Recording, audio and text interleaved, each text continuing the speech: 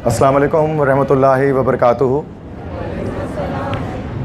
In the name of Allah, the most beneficent and the most kind to all of us, today we are gathered here for an orientation session for ECAT, MDCAT 2023. तमाम students को यहाँ पर हम welcome करते हैं जो यहाँ पर मौजूद हैं इस वक्त, और एक बहुत इम्पॉर्टेंट एक सेमिनार, एक ओरिएंटेशन जिसको आज यहाँ पर रखा गया है नॉर्थ कराची कैंपस के अंदर दुआए इल्म एंटी टेस्ट सिस्टम में। तो आज हम बहुत सारी चीज़ें डिस्कस करेंगे अबाउट उन स्टूडेंट्स के बारे में जो कि फर्स्ट ईयर या सेकेंड ईयर प्री इंजीनियरिंग के स्टूडेंट हैं या प्री मेडिकल के स्टूडेंट्स हैं या कंप्यूटर साइंस के स्टूडेंट्स हैं जो आगे जाकर किसी इंजीनियरिंग या मेडिकल यूनिवर्सिटी में एडमिशन लेंगे। तो स्टार्ट करते हैं अपने आज के ओरिएंटेशन को।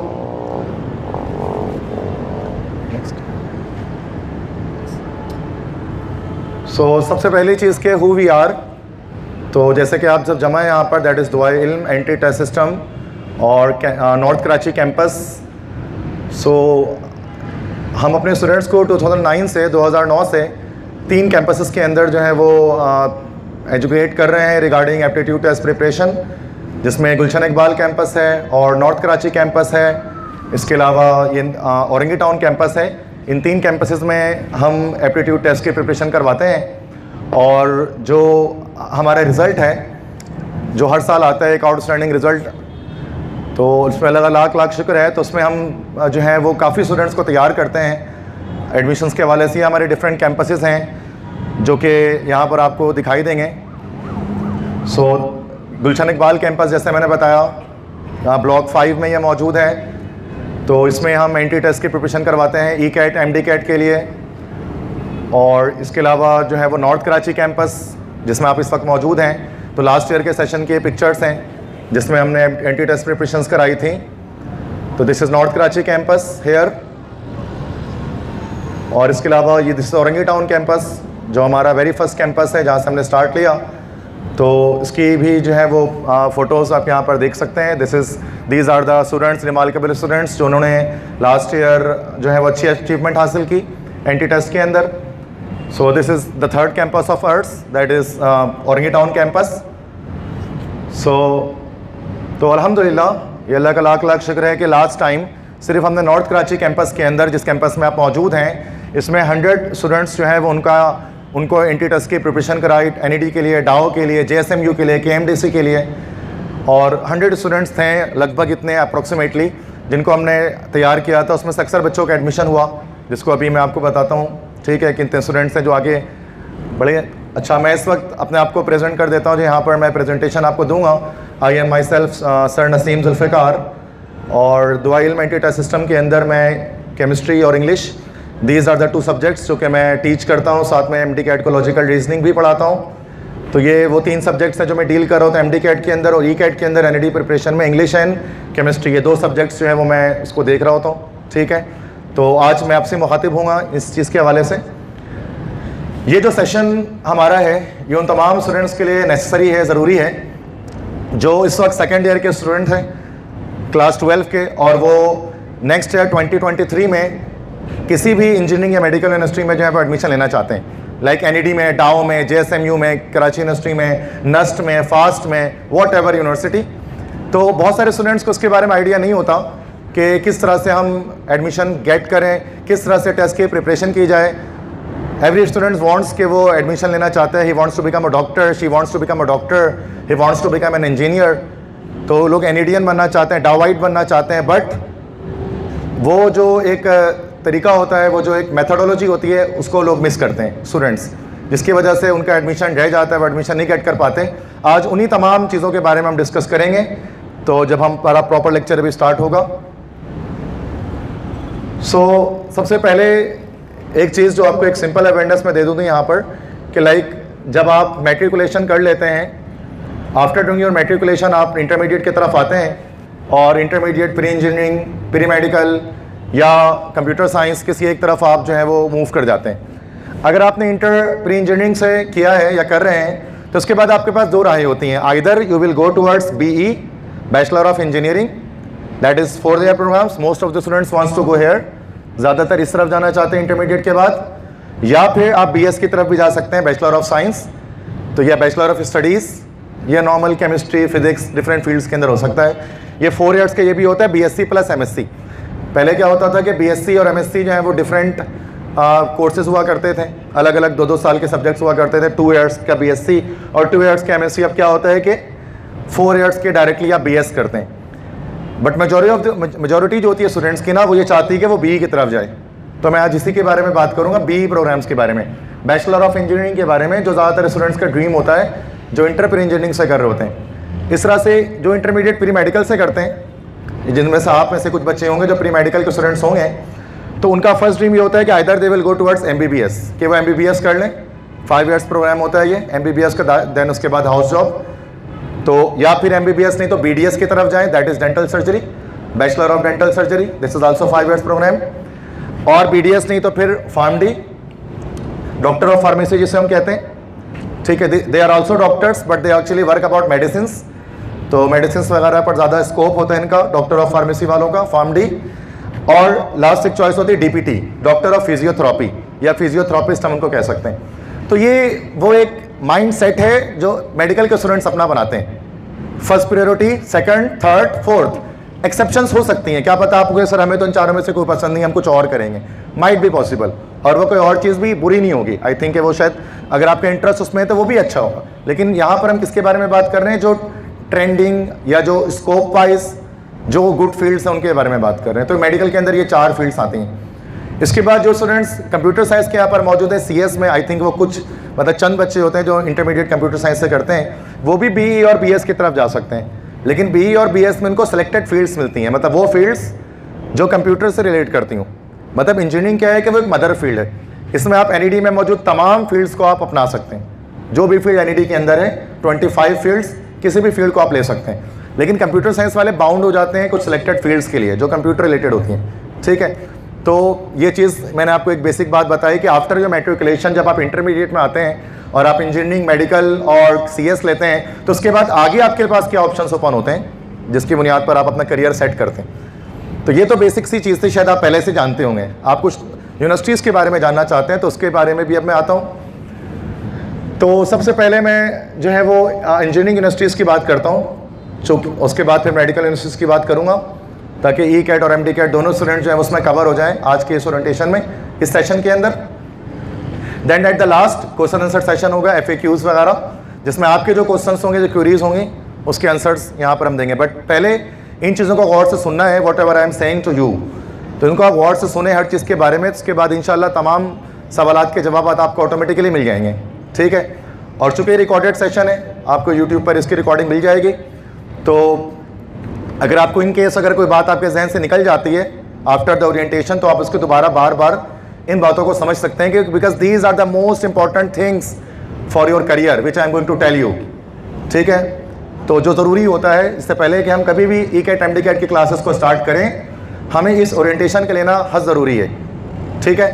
सो इंजीनियरिंग यूनिवर्सिटीज़ की बात की जाती है कराची में। अगर मैं कराची की बात करूँ तो 3 तरह की यूनिवर्सिटीज़ हैं। There are 3 types of universities in Karachi: government, semi government and private universities.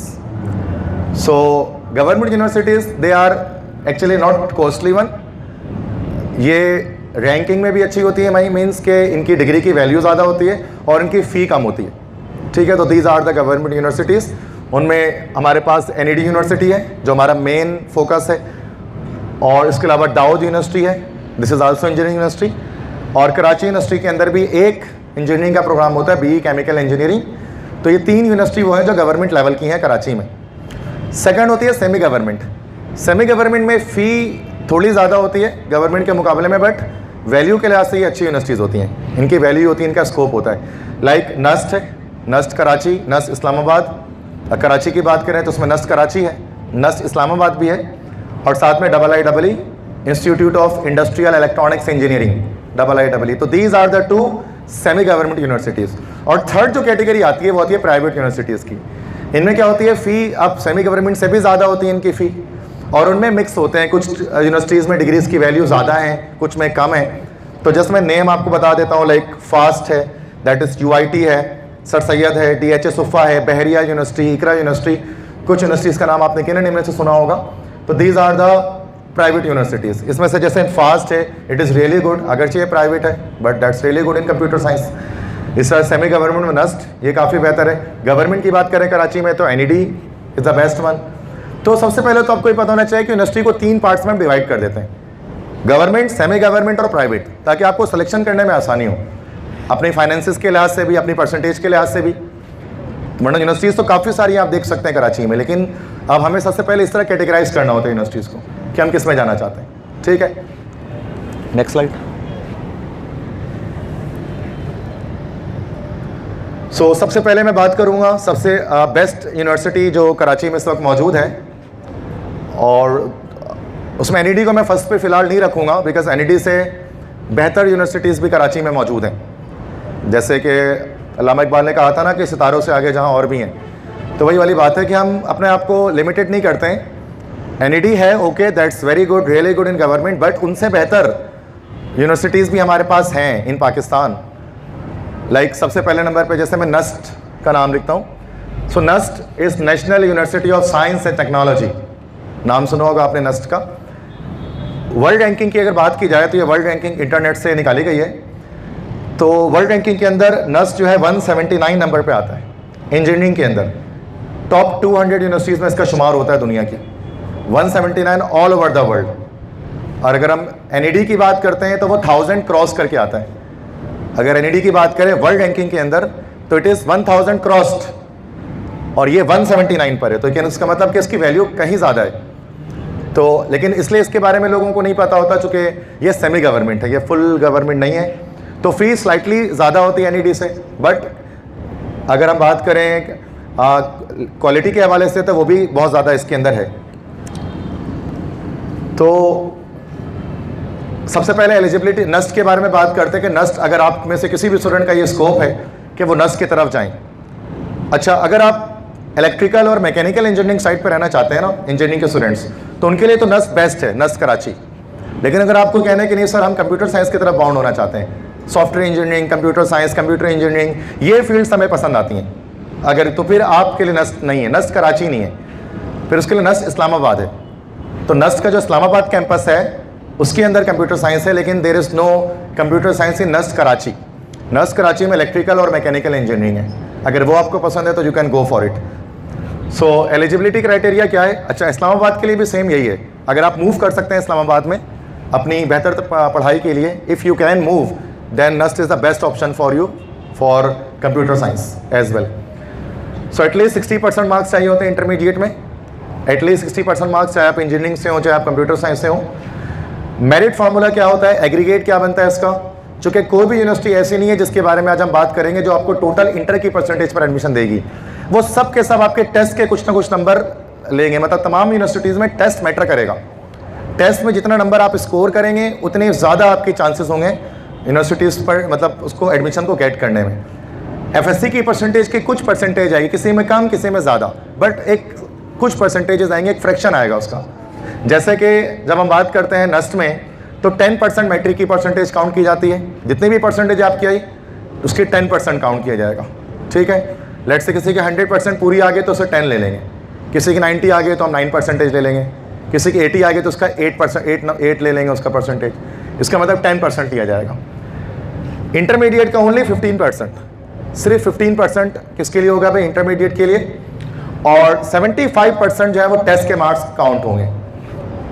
तो आप देख सकते हैं नस्ट के अंदर जो सबसे ज़्यादा मैटर करता है वो टेस्ट है, टेस्ट सबसे ज़्यादा मैटर करता है 75%। इंटर में तो सिर्फ 15% वो आपसे आस्क कर रहे हैं कि जितनी भी आप परसेंटेज बनाएंगे उसका सिर्फ 15% वो एग्रीगेट निकालेंगे, और मैट्रिक का 10%। तो मेन तो आपका एंट्री टेस्ट है जो 75% मैटर कर रहा है।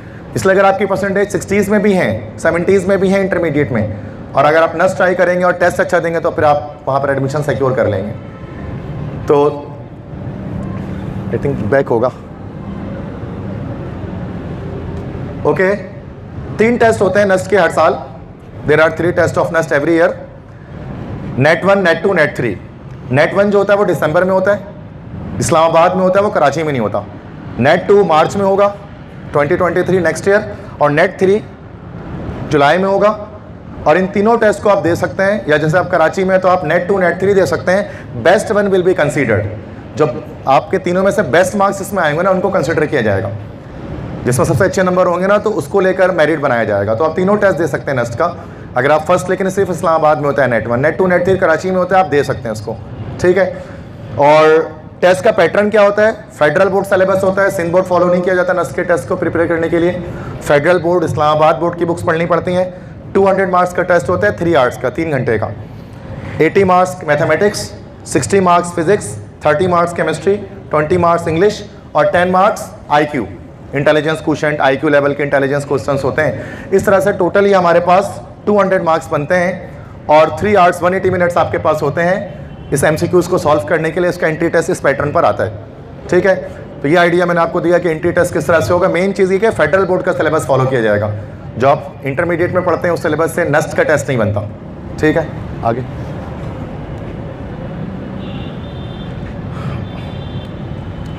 ओके, रिपीट हो गया, दोबारा आगे। फ़ी क्या है नेस्ट की? अब फ़ी शेड्यूल बता देता हूँ। पर semester, semester mean 6 months, 6 months में इसकी फ़ीस 1,15,000 होती है, 1,15,000 6 महीने की फ़ीस होती है। But scholarships are available, scholarships को अवेल करना नस्ट में बहुत आसान होता है। अगर आप एडमिशन गेट कर चुके हैं ना नस्ट के अंदर, तो there are so many scholarships which are offered to you. तो इसमें फ़ी का मसला कुछ नहीं होता। मेन ये है कि स्टूडेंट नस्ट के टेस्ट में मार्क्स नहीं ला पाते, जिसकी वजह से उनका एडमिशन नहीं हो पाता। कभी ऐसा नहीं हुआ कि फ़ी की वजह से कोई स्टूडेंट रहा हो नस्ट के एडमिशन के लिए। जब वो रहा है तो मार्क्स की वजह से रहा है कि टेस्ट में नंबर कम आ गए। तो फ़ी वैसे ये भी it is not so much कि बहुत ज़्यादा नहीं है अगर देखा जाए बाकी और प्राइवेट के लिहाज से, बट इसकी डिमांड बहुत ज़्यादा है। हाँ, NED के लिहाज से ज़्यादा है, बस ये कह सकते हैं, क्योंकि वो फुल गवर्नमेंट है। नस्ट के 2 कैंपसेस मशहूर हैं, बाकी भी कैंपसेस हैं। NUST Karachi, NUST Islamabad, NUST Rawalpindi, NUST Risalpur, बहुत सारे कैंपसेस हैं। इसमें से नस्ट कराची में इलेक्ट्रिकल और मैकेनिकल की फील्ड आपको मिल सकती है। और अगर आप कंप्यूटर साइंस चाहते हैं तो उसके लिए नस्ट इस्लामाबाद, उसमें आपको इलेक्ट्रिकल, मैकेनिकल, कंप्यूटर के फील्ड्स वगैरह, सॉफ्टवेयर इंजीनियरिंग ये मिल सकती है। तो this is the first university जिसको मैंने डिस्कस किया, that is called NUST, National university of science and Technology. इसके बाद नेक्स्ट हमारे पास है फास्ट यूनिवर्सिटी। कंप्यूटर साइंस अगर कोई लेना चाहता है after intermediate, BS computer science, BE software engineering, तो उसके लिए जो बेस्ट चॉइस होती है that is FAST University Karachi में मौजूद है। और इसके अंदर सारी कंप्यूटर साइंस की फील्ड्स ऑफर की जाती हैं, that is computer science, software engineering, electrical engineering, artificial intelligence, cyber security. These are the field जिनमें BS के 4 ईयर के प्रोग्राम्स आपको ये ऑफर करते हैं नस्ट के अंदर। आगे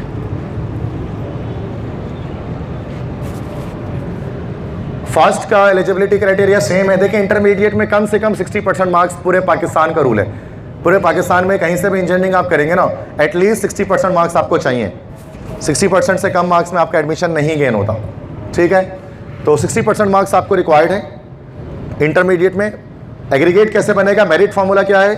10% मैट्रिक, 40% इंटर और 50% टेस्ट के मार्क्स काउंट होंगे। तो नस्ट में भी देखा जाए तो इंटरमीडिएट से ज़्यादा वेटेज आपके एंट्री टेस्ट के मार्क्स का है। अगर टेस्ट में आपने ज़्यादा नंबर उठा लिए तो इंटर की परसेंटेज बस 60 या 70s 80s में भी होना तो मैटर नहीं करती है, टेस्ट के मार्क्स अच्छे होने चाहिए। एक्सपेक्टेड टेस्ट डेट इसकी क्या है भाई? जुलाई 2023 में इसका टेस्ट होगा।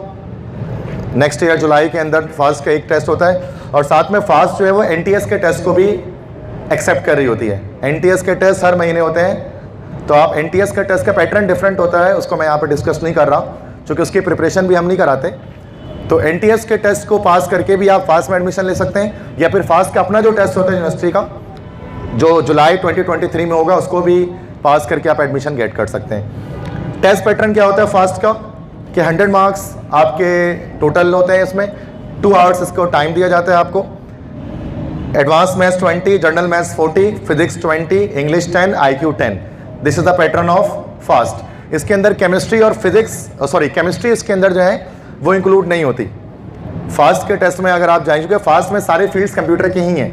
अगर आपने देखा था पीछे अभी स्लाइड में मैंने दिखाया था आपको कि कंप्यूटर साइंस है, आर्टिफिशियल इंटेलिजेंस है, साइबर सिक्योरिटी है, सॉफ्टवेयर इंजीनियरिंग है, इनमें से कोई भी सारे फील्ड कंप्यूटर से रिलेटेड है और कंप्यूटर के अंदर केमिस्ट्री का कोई काम नहीं है। इस वजह से केमिस्ट्री टेस्ट में लेते भी नहीं है ये, ठीक है। तो ये सारे सब्जेक्ट्स हैं। फीस स्ट्रक्चर फास्ट का NS से भी थोड़ा ज़्यादा है, दैट इज़ 1,27,000 पर सेमेस्टर। 1,27,000 6 महीने की फीस इसकी लगती है फास्ट की। तो अगर चूँकि this is a private university that's why, लेकिन फिर मैं बताऊँ कि NED से एक बेहतर चॉइस है। अगर आप चाहते हैं कि अपने आप को लिमिट लेस कर दें, आप अपनी बाउंड्री सेट ना करें, बाउंड्री से बाहर सोचें, तो आप नस से मतलब आप जो है वो NED से आगे कंप्यूटर साइंस के लिए कराची में फास्ट को सोच सकते हैं, क्योंकि इसकी जो यूनिवर्सिटी की जो वैल्यू है वो बहुत ज़्यादा है कराची के अंदर। ठीक है, आगे बस हो गई।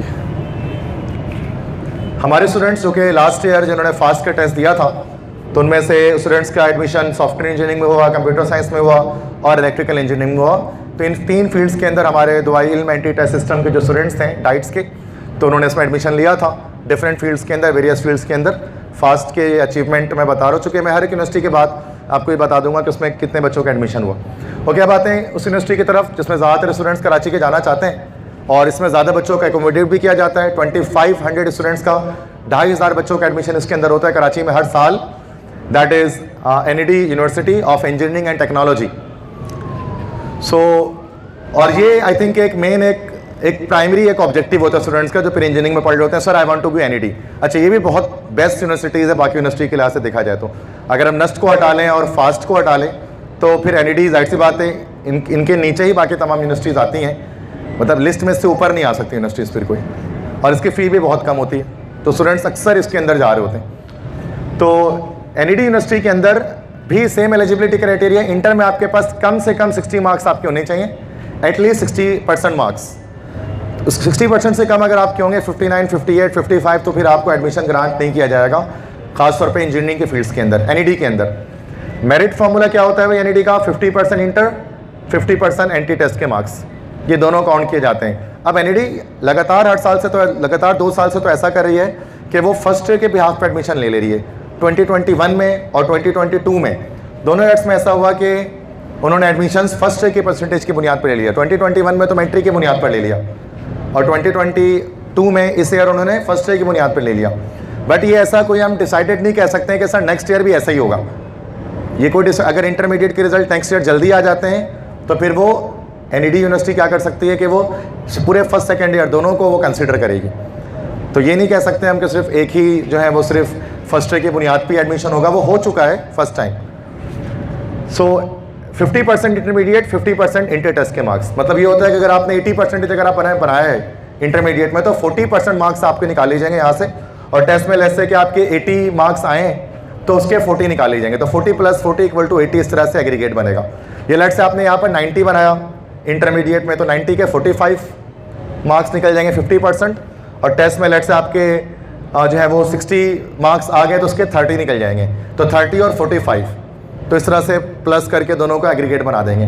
तो सिर्फ इंटरमीडिएट मैटर नहीं करेगी, इंटरमीडिएट तो मैटर करेगा ही करेगा, उसमें जितनी अच्छी परसेंटेज हो उतना बेहतर है। इंटर के साथ टेस्ट के मार्क्स 50% ये मैटर करेंगे, दोनों में अच्छा परफॉर्म करना पड़ेगा, then you will get a good degree in NED। Expected test date इसकी अगस्त 2023 है, तो हर साल अगस्त के मंथ में जो है वो अगस्त या सितंबर में NED अपना टेस्ट ले लेती है। टेस्ट पैटर्न क्या होता है NED का कि सिंध बोर्ड का सिलेबस फॉलो किया जाता है, कोई फेडरल कोई पंजाब बोर्ड इसमें नहीं आता, टोटली सिंध बोर्ड आता है। कैलकुलेटर अलाउ होता है इस टेस्ट के अंदर, बाकी जो यूनिवर्सिटी के टेस्ट गए फास्ट और नस्ट उसमें कैलकुलेटर अलाउ नहीं होता, विदाउट यूजिंग कैलकुलेटर आपको आंसर्स देने होते हैं। फीस अच्छा, टेस्ट पैटर्न क्या है भाई? 25 के 4 सब्जेक्ट्स होते हैं, मतलब कि 25 मार्क्स की फिजिक्स, 25 मार्क्स की केमिस्ट्री, 25 मार्क्स की इंग्लिश और 25 मार्क्स की फिजिक्स, इस तरह से 100 मार्क्स आपके टोटल बनते हैं। फी स्ट्रक्चर मेरिट बेसिस पर, अच्छा एक सेल्फ बेसिस पर भी एडमिशन होता है, उसके बारे में मैं आपको गाइड अभी नहीं कर रहा फिलहाल, वो जब हम क्लासरूम में कभी स्टडी करेंगे तो उसमें गाइड कर दूंगा, लेकिन अभी मैं मेरिट की बात कर रहा हूँ कि मेरिट पर रेगुलर बेसिस पर अगर आपकी परसेंटेज अच्छी है और आपने टेस्ट में अच्छे मार्क्स सिक्योर किए तो आपकी पर सेमेस्टर फीस BE प्रोग्राम्स के लिए 27,310 रुपीज़ बनती है, मतलब 27,000 रुपये राउंड ऑफ, और BS प्रोग्राम्स NED में जो ऑफर किया जाता है उसके लिए 30,800 30,800 ये आपकी फ़ी जो है वो बन रही होती है, मतलब काफ़ी ज़्यादा कम है, चूँकि ये फुल गवर्नमेंट यूनिवर्सिटी है, दैट्स वाई इसके 6 मंथ्स की फ़ी फास्ट के मुकाबले में, नस्ट के मुकाबले में काफ़ी ज़्यादा कम है, चूँकि वो लेक्स प्लस जा रही थी वो फ़ी, और ये आप देख सकते हैं बहुत कम हो गई है। इसलिए अक्सर बच्चे NED जाते हैं, चूँकि फिर वो कहते हैं फाइनेंसेस की वजह से, तो वो जाते हैं चूँकि कम फ़ी पर एडमिशन हो जाते हैं इसमें ईजिली, ठीक है। बट इसकी डिमांड जो है वो NED की, फिर मैं बता दूँ कि कंप्यूटर साइंस में फास्ट के मुकाबले में कमी है, या नस्ट इस्लामाबाद के मुकाबले में भी कमी है, लेकिन बाकी सबसे ज़्यादा है, इसके अलावा जो बच गई यूनिवर्सिटीज़ कराची में, ठीक है। आगे अच्छा, एनईडी में क्लोजिंग एग्रीगेट क्या था लास्ट ईयर का? एनईडी में बहुत सारे फील्ड्स हैं, यहाँ कुछ फील्ड्स यहाँ पर आपको बोर्ड जो है वो दिख रही होंगी स्क्रीन पर। सबसे टॉप पर जो एनईडी में जो फील्ड जा रही होती है that you know that is software engineering, सबसे टॉप पर जा रही होती है। इसके एग्रीगेट आप देख सकते हैं that is 91, that's 91.81, 91 point something है। तो ये सॉफ्टवेयर इंजीनियरिंग का एग्रीगेट है, सबसे हाई पे जो है वो सॉफ्टवेयर इंजीनियरिंग क्लोजिंग होती है। कंप्यूटर की जितनी भी फील्ड्स हैं एनईडी के अंदर वो सबसे टॉप पर क्लोज हो रही होती है। इसमें मैंने बाकी डिटेल्स भी लिखी हुई है कि किस डे में मेरिट क्लोज हो गया, इंटरव्यू में कौन से दिन मेरिट क्लोज हुआ, कितने नंबर पर जाकर क्लोज हुआ, कितने मार्क्स पर क्लोज हुआ, किस एग्रीगेट पर क्लोज हुआ, वो सारी डिटेल्स यहाँ पर हैं। तो लेक्चर काफ़ी लॉन्ग हो जाएगा तो मैं एक एक करके सबको डिस्कस नहीं कर रहा। तो ये जो स्लाइड है वो भी मतलब आप यूट्यूब पर देख सकते हैं, तो वहाँ से आप इसको स्क्रीनशॉट ले भी सकते हैं जब आप ये रिकॉर्डिंग आपको मिलेगी। तो सबसे टॉप पर सॉफ्टवेयर इंजीनियरिंग की फील्ड जाती है, उसके बाद कंप्यूटर इंफॉर्मेशन सिस्टम जिसको CIS कहते हैं, देन कंप्यूटर साइंस BCIT जिसको कहा जाता है, इसके बाद data science, then artificial intelligence, then cyber security. तो ये लाइन से 6 फील्ड्स हैं कंप्यूटर साइंस के जो सबसे टॉप पर क्लोज होती हैं। मतलब फर्स्ट डे और सेकंड डे ही जो है वो क्लोज हो जाती हैं, इंटरव्यू के पहले और दूसरे दिन ही ये एडमिशन्स क्लोज हो जाते हैं इसके अंदर। तो 90s और 80 में भी आप हाई 80s में परसेंटेज देख सकते हैं इसके एग्रीगेट के। और चूँकि जाहिर सी बात है आजकल जो दौर है वो कंप्यूटर साइंस का है, CS का है। Every students wants to do something in computer science, every students wants to be well versed in the skills which are related to computer sciences. तो ये दौर एक है, तो उसके लिहाज से कंप्यूटर साइंस काफ़ी टॉप पर क्लोज होती है एनईडी के अंदर। ये 6 की 6 फील्ड, बाकी सारी फील्ड इसके नीचे आती है, that is electrical, electronics, mechanical, IM that is industrial manufacturing, telecommunication, chemical engineering, food engineering, textile engineering, civil engineering, automotive engineering, computational finance, इस तरह से जो इंजीनियरिंग से हमारे कंस्ट्रक्शन इंजीनियरिंग काफ़ी सारी आ रही हैं। तो ये सारे फील्ड हैं। टॉप से बॉटम मेरिट के लिहाज से मैंने यहाँ पर एक्सप्लेन कर दिया कि अगर आपको सॉफ्टवेयर इंजीनियरिंग का आपने सोचा हुआ है कंप्यूटर की किसी भी फील्ड का, तो आपको 90s में आपको एग्रीगेट बनाने पड़ेंगे। मतलब बहुत अच्छा खासा आपको जो है ना वो मेहनत आपको रिक्वायर्ड होगा। टेस्ट के अंदर भी अच्छे मार्क्स होने चाहिए, इंटरमीडिएट में भी आपके बहुत अच्छे मार्क्स होने चाहिए, देन आप कंप्यूटर की कोई फील्ड ले सकते हैं। बाकी देखो नीचे भी फील्ड्स हैं एनईडी के अंदर, बट उनकी वर्थ, उनका स्कोप उतना नहीं है जितना टॉप के फील्ड्स का है, ठीक है। तो इसलिए स्टूडेंट ज़्यादातर कंप्यूटर साइंस रिलेटेड फील्ड्स को ही जो है वो अपनाना चाहते हैं। बाकी अगर किसी का इंटरेस्ट ही जैसे कि सिविल में है तो वो सिविल ले लेंगे, उनको आराम से मिल जाएंगी, उन सबसे कम परसेंटेज पर मिल जाएंगे। मतलब इंटरेस्ट की बात है। लेकिन अगर इंटरेस्ट नहीं है, आप जैसे स्कोप के लिहाज से लेना चाहते हैं, सर हमारा तो इंटरेस्ट नहीं है, हमें तो सर बस आप ये बताइए कि ज़्यादा अभी फ़ायदा किस में है। तो फ़ायदा तो भाई ये जो टॉप पे दिख रहा है। अगर आपको देखना है कि इस वक्त पाकिस्तान में किस फील्ड की डिमांड चल रही है, तो आप एनईडी का मेरिट लिस्ट उठा के देख लो, सबसे ऊपर जो फील्ड्स होंगी ना, मतलब पाकिस्तान में भी वही टॉप पर है। भाई एक मास मेंटालिटी है लोगों की जो ये एग्रीगेट बना रही होती है। तो क्यों आई आप देखें ना, सबसे हाई पे क्लोज क्यों है? जो बच्चों ने सबसे पहले उठाई है इसी फील्ड को जाकर, क्योंकि इसकी वर्क चल रही थी। लोगों ने रिसर्च किया है कि एक बच्चा घंटे घंटे बैठ कर रिसर्च किया उसने, फिर इसने सोचा कि मैं जाकर कंप्यूटर की फील्ड एनईडी में लूँगा। तो फाइनली उसने फर्स्ट और सेकंड इंटरव्यू में क्या किया, कंप्यूटर की सारी फील्ड खत्म कर दी। तो ये चीज़ है। तो स्कोप वाइज तो CS बेहतर है, लेकिन अगर आपके इंटरेस्ट किसी और फील्ड में है तो आप उसमें जा सकते हैं। ये एग्रीगेट में यहाँ पर लिख रहा हूँ, ये इंटर की परसेंटेजेस नहीं है, दे आर एग्रीगेट। 50% टेस्ट और 50% इंटर के मार्क्स को जब मिलाएंगे ना तब ये एग्रीगेट बनेगा। मतलब आप ये नहीं कह रहे कि सर मेरी जो है वो 91 आ गए सर इंटर में, मेरा तो 100% हो गया। नहीं, अगर आप टेस्ट में ले आओ, टेस्ट में आप मार्क्स कम ले आओ, अगर लेट्स से कि अगर आपने बिलो 50 ले आया, 45, 50 या 60 ले आया, 65, तो आपका नहीं होगा। मतलब जस्ट इंटर टेस्ट के मार्क्स भी आपके 90% तक होने चाहिए और इंटर के मार्क्स भी आपके 90% तक होने चाहिए। अभी ये तो लास्ट ईयर का था, इस साल थोड़ी परसेंटेज गिरेगी, सिंपल सी बात है। तो मैं उस पर भी बात नहीं कर रहा कि वो एनालाइज करके कितना हो जाएगा। तो ये तो बहुत एक स्टैटिक्स लगानी पड़ेगी उसके ऊपर पूरी कि कितनी हो जाएगी। परफेक्ट कोई भी नहीं बता सकता, लेकिन गिरेगी ज़रूर, इतना तो हम सबको पता है। चूँकि ये लास्ट ईयर की मेरिट थी, लास्ट ईयर बच्चों के परसेंटेजेस बहुत अच्छे थे। इस साल जाहिर सी बात है जो फर्स्ट ईयर के रिजल्ट्स आएंगे तो वो रिजल्ट्स नहीं होंगे जो लास्ट ईयर बच्चों के आए थे। उसके पीछे आप जानते हैं फैक्टर्स क्या हैं। तो अच्छा, एंट्री टेस्ट के मार्क्स 100 थे और ये मैं शायद आपको बताना भूल गया पीछे कि 50 मार्क्स एटलीस्ट आपको चाहिए। 50 मार्क्स अगर आपके नहीं होंगे तो फिर आपका एनईडी में एडमिशन नहीं होगा टेस्ट के अंदर। 50 से बिलो सारे फेल्ड हो जाते हैं, 50 से ऊपर ही होने चाहिए। अब 50 से जितना ज़्यादा आप लाएंगे, 80 ले आए, 90 ले आए, तो उससे क्या होगा, आपकी अच्छी फील्ड में लेंगे चांसेस बढ़ जाएंगे। लेकिन 50 पे पास है टेस्ट। ओके, तो अब मैं अपने हमारे रिजल्ट्स की बात कर लेता हूँ। मैंने कुछ फील्ड्स बता दी। तो लास्ट ईयर अल्हम्दुलिल्लाह हमारे 25 स्टूडेंट्स हैं, 25 बच्चे हमारे सेंटर के दुबई इल्म एंटी टेस्ट सिस्टम के जिनका एडमिशन हुआ एनईडी यूनिवर्सिटी के अंदर। ये टीचर्स की मेहनत होती है, बच्चों की मेहनत होती है और डिवोटेडनेस होती है टीचर्स की, जिसकी वजह से बच्चे ये माइलस्टोन अचीव करते हैं। तो ये स्टूडेंट्स हैं जिनके नेम्स हैं डिफरेंट यूनिवर्सिटीज़ के अंदर, computer software engineering, PCIT, CIS, electrical, mechanical, हर फील्ड के अंदर हमारे स्टूडेंट्स का एडमिशन हुआ। उनकी पूरी नेम की लिस्ट है ये। तो काफ़ी सारे स्टूडेंट्स थे जिन्होंने इसको अचीव किया, हमारे सेंटर से स्टडीज़ की, एप्टीट्यूड की, उसके बाद वो फाइनली अपने ड्रीम को, जो उनका ख्वाब था, उसको उन्होंने पूरा कर दिखाया फाइनली।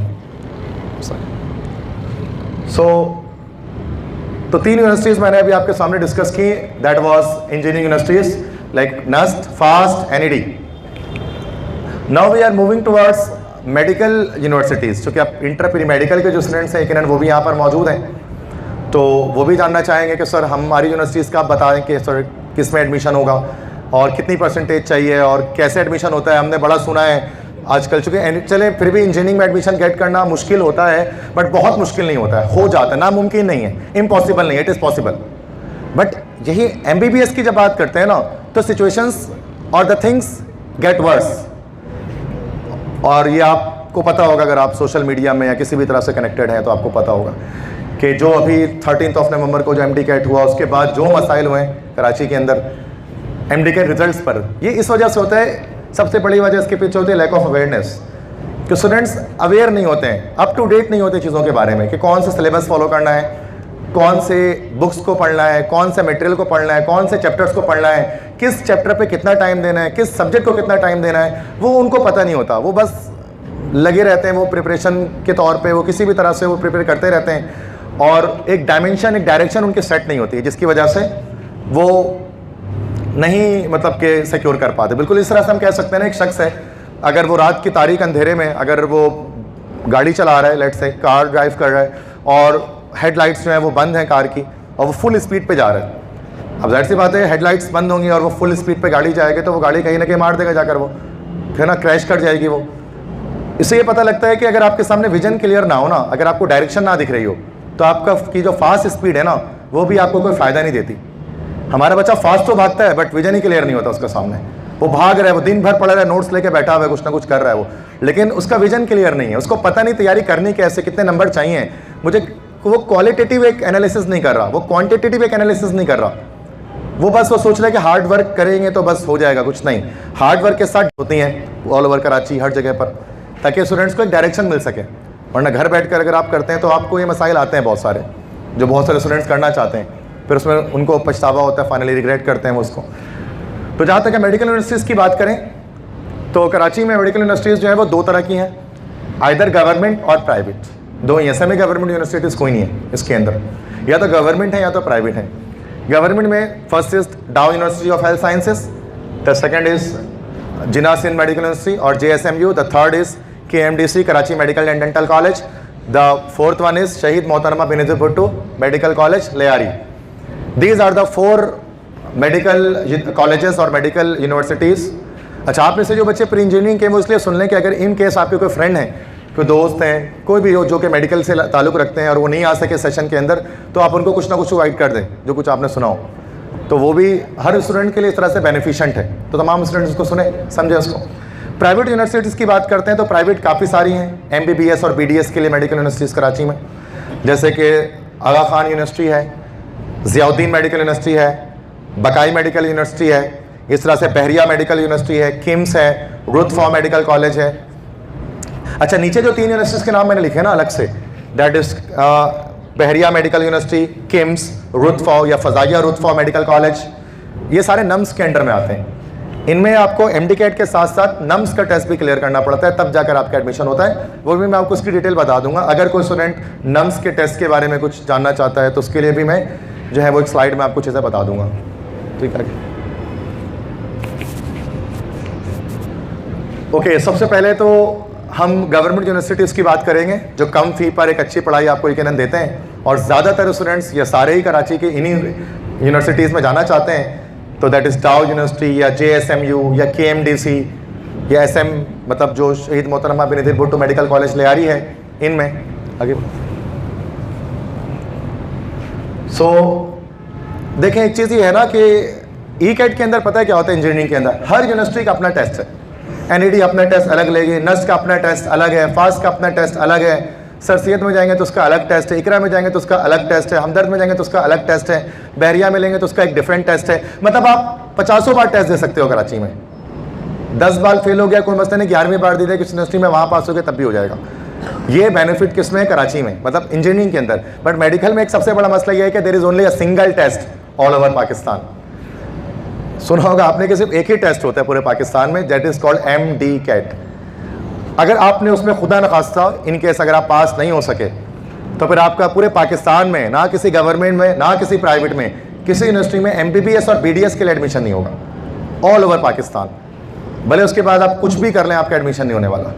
ये चीज़ सबसे टफ बना देती है पहले चीज़ को, कि एक ही टेस्ट से उसी में आपको सब कुछ करना होता है और सिंगल डे। जैसे 13 नवंबर को, संडे को पिछले जो टेस्ट हुआ था पूरे कराची में, तो वो एक ही टेस्ट था, उसके बाद दोबारा नहीं होगा MD-CAT। तभी बच्चे बहुत मायूस थे कि सर इसमें नंबर नहीं आ सके मेरे, तो अब चूंकि जाहिर सी बात दूसरी को चांस ही नहीं मिले, उन्होंने नेक्स्ट ईयर अब फिर देना पड़ेगा, रिपीट करना पड़ेगा। बट इंजीनियरिंग में ऐसा है कि आप मल्टीपल टेस्ट दे सकते हैं, टेस्ट यहाँ तक कि राउंड होते हैं। एनईडी के अंदर मैं आपको बताना भूल गया, राउंड 1 राउंड 2 ये सिस्टम है। जैसे नस्ट में बताया था ना, टेस्ट आप दे सकते हैं कराची में 2 बार, नेट 2 नेट 3, बिल्कुल वैसे ही आप एनईडी के अंदर राउंड 1 राउंड 2 का सिस्टम होता है कि एक बार टेस्ट अगर आपके नंबर नहीं आ सके, आप पास नहीं कर सके, आप दोबारा टेस्ट दें, उसमें अगर नंबर आ गए तो एडमिशन हो जाएगा।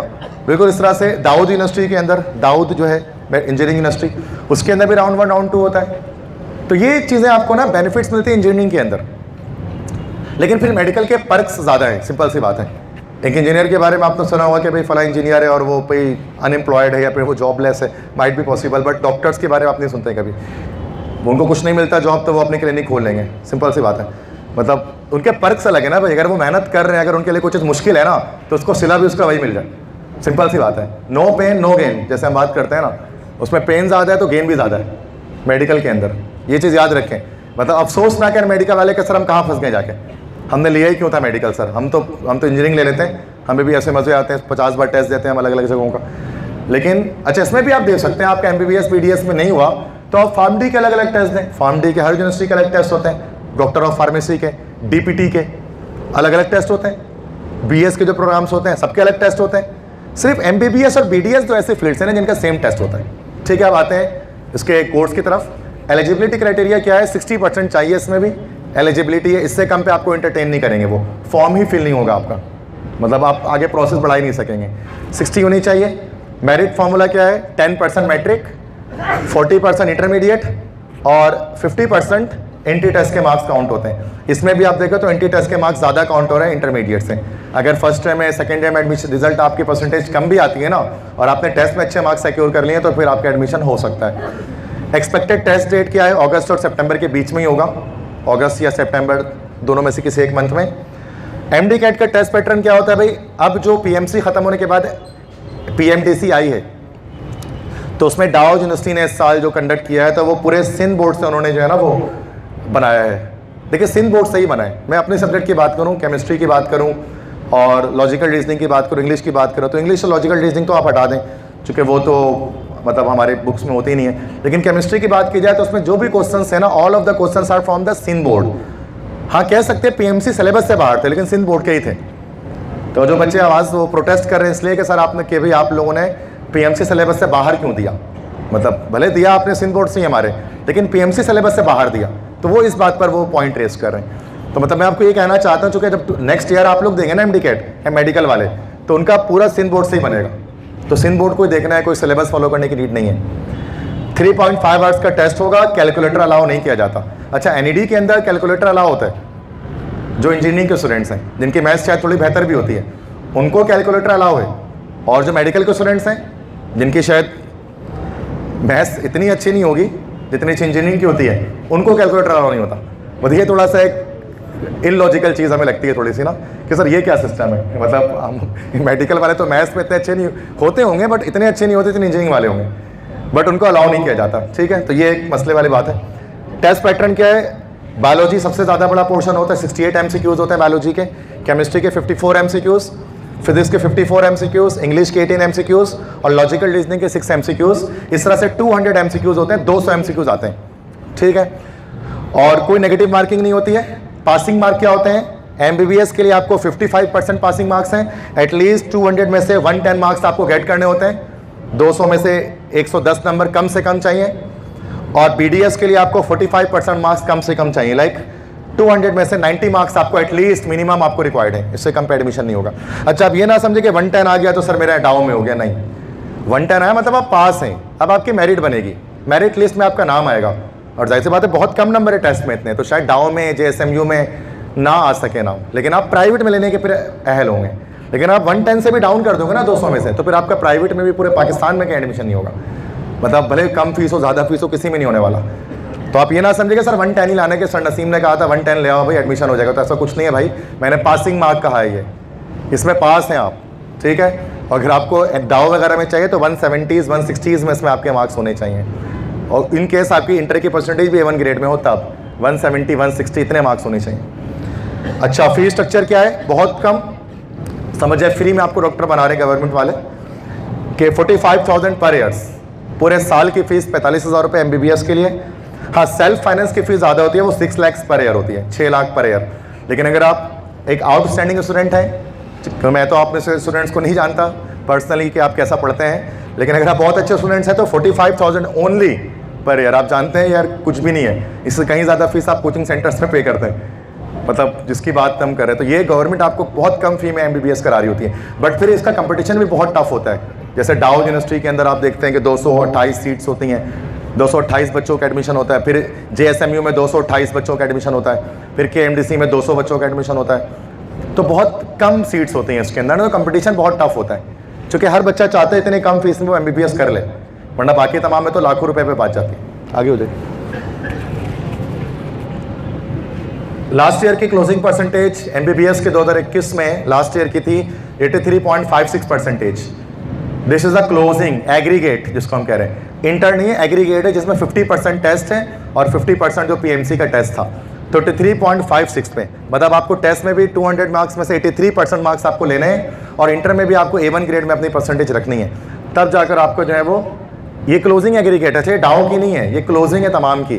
डाउ की उससे ऊपर थी, वो 87 थी, ये मैं बता रहा हूँ। डाउ पहले डाउ में एडमिशन्स होते हैं, डाउ में फिर डाउ की जो सीट्स बढ़ जाती हैं तो JSMU में होते हैं, JSMU की सीट्स बढ़ जाती हैं तो KMDC में होता है, KMDC की सीट्स बढ़ जाती है तो लियारी मेडिकल कॉलेज जो है गवर्नमेंट की, उसमें एडमिशन होता है, तो वो यहाँ पर जाकर क्लोज हुआ था 83.56 पर। अब डाउ की बात करेंगे तो वो 86 पर क्लोज हुआ था, ठीक है।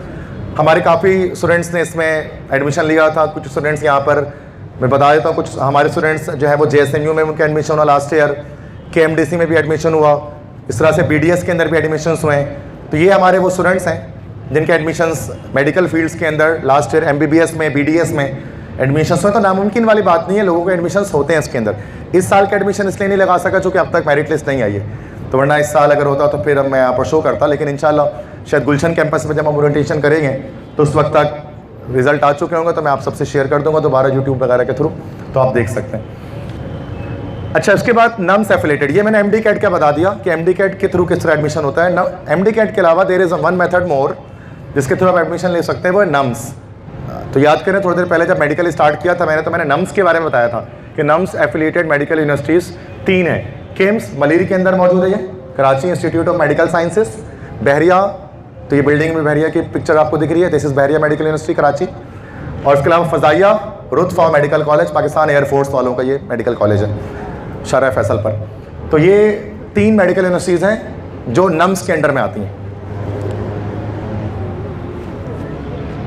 अब इनमें एलिजिबिलिटी क्राइटेरिया सेम वही है कि 60% मार्क्स इंटरमीडिएट के। अच्छा, MD कैट मस्ट क्लियर, मतलब अगर आप नम्स का टेस्ट अगर आप देंगे ना, नम्स का टेस्ट देने के लिए आपका MD कैट भी क्लियर होना ज़रूरी है।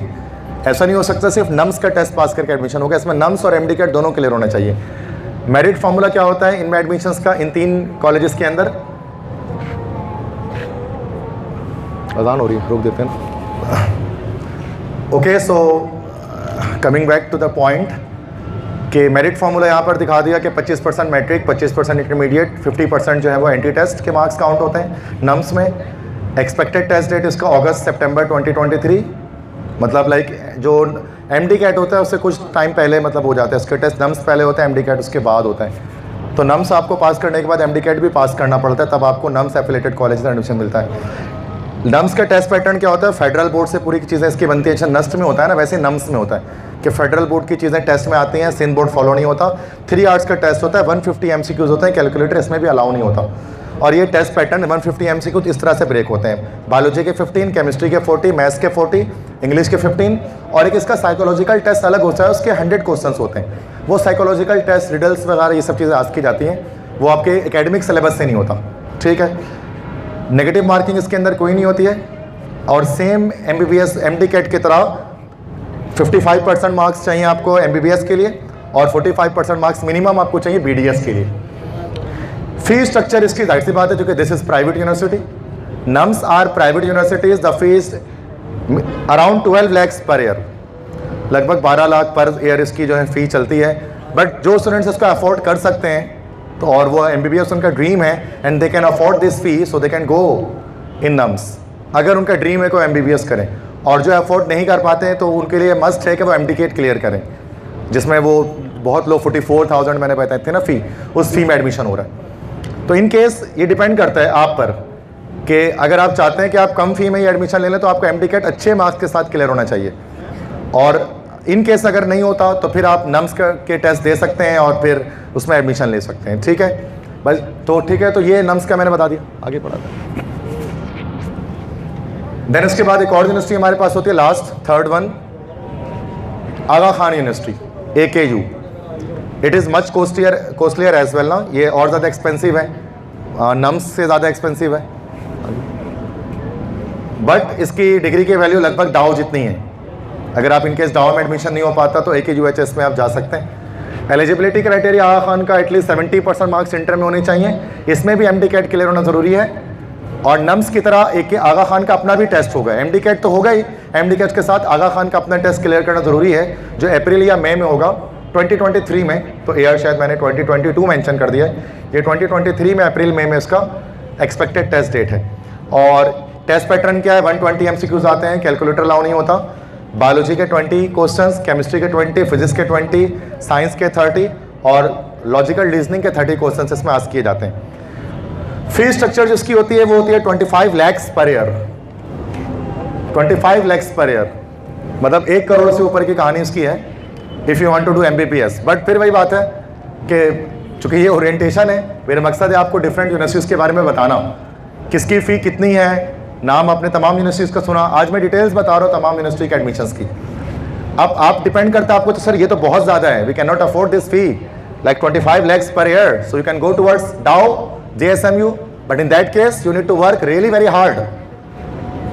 ठीक है भाई, सिंपल सी बात है, क्योंकि वो गिनती की सीट्स हैं, पूरे कराची के बच्चे उसी में जाना चाहते हैं, डाउ में, JSMU में, जो एक कम फी पर वो पढ़ाई मिल रही है आपको, जो आगा खान आपको 25 लाख पर ईयर में दे रहा है, वो आपको 40,000 पर ईयर में मिल पा रही है डाउ के अंदर। तो सिंपल सी बात है, इतना बड़ा एक वाइड डिफरेंस आ रहा है फ़ी का, तो परसेंटेजेस का भी एक वाइड डिफरेंस आता है। आगे बढ़ा। सो अब ये चीज़ है कि तो ये जो सामने हम समझ ली इन चीज़ों के बारे में कि हाँ सर ठीक है, डिफरेंट यूनिवर्सिटीज़ का पता लग गया। अब मैं वापस आ रहा हूँ तो इंजीनियरिंग मेडिकल तमाम यूनिवर्सिटीज़ की तरफ वापस, चूँकि शुरू में मैंने आपको इंजीनियरिंग यूनिवर्सिटीज़ के बारे में गाइड कर दिया और अब मैंने आपको फिर बाद में मेडिकल यूनिवर्सिटीज़ के बारे में गाइड कर दिया। तो यू मस्ट स्टार्ट एयरली, आपको जल्दी शुरू करना पड़ेगा तैयार। इसका मतलब ये है कि आप लेज़ी नहीं हो सकते, you need to start from now. What are the benefits of starting early? चूँकि अब हमारा बैच स्टार्ट होगा, that is called full length batch. इनको फुल लेंथ बैचेस कहते हैं। फुल लेंथ बैच क्या होता है, जिसमें ओवरऑल आपको पूरा एक सेशन मिलता है टेस्ट की तैयारी करने के लिए, और एक होते हैं क्रैश बैचेस होते हैं जो बाद में जाकर होते हैं। क्रैश बैचेस का सक्सेस रेशो उतना ज़्यादा नहीं होता जितना फुल लेंथ बैचेस का होता है, क्योंकि फुल लेंथ बैचेस में हर चीज़ डिटेल में पढ़ाई जाती है और नंबर ऑफ क्लासेस ज़्यादा होते हैं, और एक स्लो पेस पर एक चीज़ चल रही होती है, तो slow and study wins the race वाली कंडीशन आ जाती है कि आप स्लो स्टडी होकर तैयारी कर लेते हो। क्रैश में भी होती हैं क्लासेस, लेकिन क्रैश में फिर वही बात नहीं होती है ना कि सक्सेस रेशो नहीं आएगा आपके पास। बेनिफिट ये है कि you will have good time for preparation. अगर आप अभी से दिसंबर से स्टार्ट कर देंगे अगर आप अपनी तैयारी को, तो आपके पास एक अच्छा वक्त होगा टेस्ट तक तैयारी करने में, टेस्ट तक पहुँचते हुए आपकी तैयारी के लिए वक्त मिल जाएगा। Haves to understand the difference of courses, आप कोर्सेज का डिफरेंस समझ सकेंगे। जैसे मिसाल के तौर पर जो नस्ट के लिए प्रिपेयर करना चाहते हैं उनका फेडरल से आएगा, इस तरह से जो नम्स के लिए प्रिपेयर करना चाहते हैं उनका भी फेडरल से आएगा।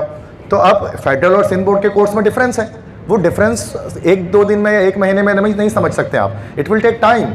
तो वो वक्त आपको मिल जाएगा उसको समझने का। Helps to revise your second year with conceptual learning MCQs based. कह रहे हैं कि अब क्या चीज़ है कि अगर आप ये प्रिपरेशन कर लेते हैं एप्टीट्यूड की तो सेकेंड ईयर के कॉन्सेप्ट भी रिवाइज हो जाएंगे, क्योंकि एप्टीट्यूड टेस्ट में हमेशा सेकेंड ईयर पहले पढ़ाया जाता है। इन सभी जो क्लासेस स्टार्ट हो जाएंगे दिसंबर में, तो उसमें एंट्री टेस्ट में पहले आपको सेकेंड ईयर की चीज़ें पढ़ाई जाएंगी, ताकि आपका सेकेंड ईयर दोबारा से रिपीट हो जाए। तो सर हमने तो सेकेंड ईयर पढ़ लिया, हमने तो अच्छा खासा 50% कोर्स भी कवर कर लिया, आप कहेंगे कि हमने अपने सेंटर्स में जहाँ से भी हम ताल्लुक़ रखते हैं। बट उससे क्या होगा कि आप बिल्कुल स्टार्ट से आप दोबारा पढ़ेंगे और अब आपकी कॉन्सेप्चुअल लर्निंग होगी, चूँकि MCQs बेस्ड लर्निंग होती है, तो आपको सेकेंड ईयर में भी बेनिफिट मिलेगा MCQs में अच्छे मार्क्स गेट करने का। ये बेनिफिट एक हो जाता है अर्ली स्टार्ट करने का। Minimising the risk of accidental changes, हादसाती तब्दीलियाँ आ सकती हैं कभी कभार। हो सकता है इन केस कि जब टेस्ट होने वाला हो, जब मतलब सेकेंड ईयर के रिजल्ट्स के बाद आपकी तबीयत ख़राब हो जाए, किसी की भी तबीयत ख़राब हो जाती है, या वो बेड रेस्ट पे आ जाते हैं, या वो तैयारी नहीं कर पाते ठीक तरह से, कुछ फंक्शंस घर में आ जाते हैं, कुछ काम पड़ जाता है ऐसा। तो अब क्या होगा कि अगर आपने तैयारी पहले से करके रखी होगी तो आपको आगे जाकर मसला नहीं होगा। आप टेस्ट के टाइम पे अगर ये मसाइल आ भी जाते हैं ना, तो आप कहते हैं नो कोई बात नहीं, तैयारी तो हुई भी है। लेकिन अगर आपने पहले तैयारी नहीं की और आगे जाकर ये मसले आ जाए, तो जाहिर सी बात है आपके मार्क्स फिर नहीं आ पाते हैं। हो सकता है ऐसा, इट माइट बी पॉसिबल कि ऐसा हो, एक्सीडेंटल चेंजेस को आ जाए। Helps to maximise your opportunities, और अपॉर्चुनिटीज़ भी बढ़ जाती हैं, चूँकि जानते हैं बहुत सी यूनिवर्सिटीज़ का टेस्ट जो है ना वो पहले ही हो जाता है, मतलब सेकेंड ईयर के रिजल्ट से पहले भी टेस्ट यूनिवर्सिटीज़ के हो जाते हैं। समटाइम्स ऐसी यूनिवर्सिटीज़ भी हैं या सेकेंड ईयर के रिजल्ट के फ़ौरन बाद हो जाते हैं, रिजल्ट आया और 1 मंथ के अंदर अंदर टेस्ट हो गया या 15 दिन के अंदर अंदर टेस्ट हो गया। जैसे कुछ यूनिवर्सिटीज़ हैं, SMIU है, SMIU यूनिवर्सिटी इंजीनियरिंग की है, मतलब कंप्यूटर साइंस की है, तो उनमें टेस्ट फ़ौरन से हो जाता है। साल में 2 टेस्ट होते हैं, एक टेस्ट इंटर के रिजल्ट के फ़ौरन बाद हो जाता है। अब अगर आपने इंटर से पहले टेस्ट की तैयारी रखी होगी ना, तो अब क्या होगा, इस तरह के टेस्ट भी आप दे सकेंगे आराम से। वरना फिर आप क्या सोचेंगे, अभी तो इंटर हुआ है, अब तो 2 महीने बाद ही कोई टेस्ट आएगा तो हम देंगे, या 1 महीने बाद ही देंगे, तो ये तैयारी नहीं होगी। सिंपल सी बात है। तो ये अपॉर्चुनिटीज़ को मैक्सिमाइज़ कर देगा आपकी, अगर आप तैयारी शुरू से ही कर लें। तो जो भी टेस्ट आते जाएंगे ना लाइन में, आप सब देते हुए आगे बढ़ेंगे। आगे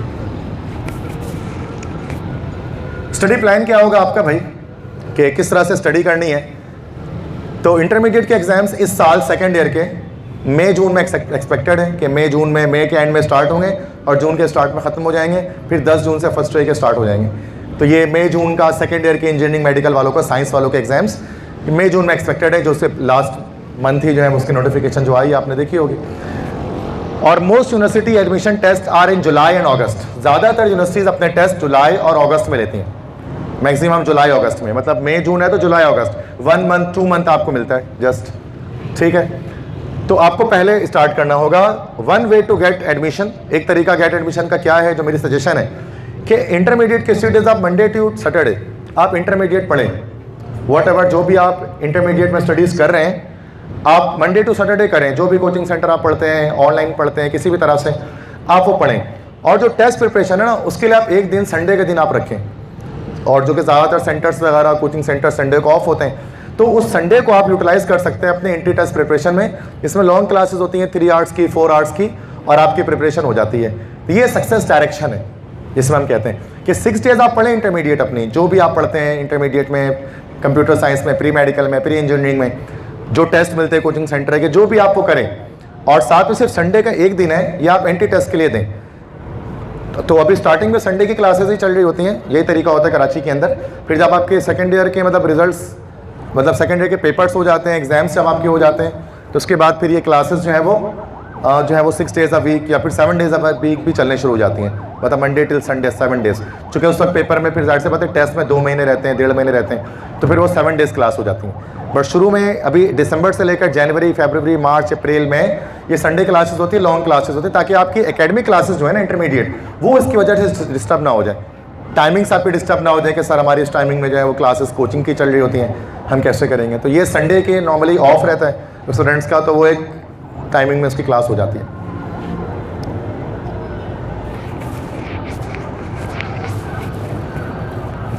ओके, सो वाई प्रिपरेशन नीडेड, प्रिपरेशन की ज़रूरत क्यों है, यानी टेस्ट की प्रिपरेशन हम क्यों करते हैं कि MCQs based learning missing in intermediate के अंदर MCQs बेस्ड लर्निंग मिसिंग होती है। ये चीज़ आप जानते हैं इसके बारे में कि हम इंटरमीडिएट में सेक्शन बी और सेक्शन सी की तैयारी ज़्यादा कर रहे होते हैं। Short questions, detailed answer questions को याद करने की चीज़ें, डेफिनेशन याद करना, न्यूमेरिकल्स करना, डेरिवेशंस करना, ये हम ज़्यादा कर रहे होते हैं। और जो MCQs है ना, उस पर बस हम 5 ईयर 10 ईयर यही फॉलो कर रहे होते हैं। मतलब ओवरऑल एप्टीट्यूड लेवल की स्टडीज़ हम नहीं कर रहे होते हैं। एक ये मसला होता है कि इंटर की तैयारी से आप एंटी टेस्ट की तैयारी नहीं कर पाते। Test is comprehensively compiled from Sindh और फेडरल बोर्ड बुक्स। टेस्ट जो होता है वो पूरी बुक में से कहीं से भी चीज़ें आ सकती हैं। मतलब इंटरमीडिएट मतलब एंटी टेस्ट के अंदर ये नहीं होता कि कुछ इंपॉर्टेंट टॉपिक्स पता है। बहुत सारे बच्चे मुझसे कहते हैं कि सर वो टेस्ट के इंपॉर्टेंट टॉपिक बताएं, सर को गेस्ट पेपर दीजिए NED के टेस्ट के लिए, MD कैट के लिए। याद रखें, ऐसा कोई गेस्ट पेपर ऐसा नहीं होता NED के टेस्ट के लिए या फिर MD कैट के लिए कि आप टेस्ट कि आपको कुछ 100-200 MCQs मिल जाए, उसकी तैयारी करके आपका टेस्ट निकल जाए, ऐसा कुछ नहीं है।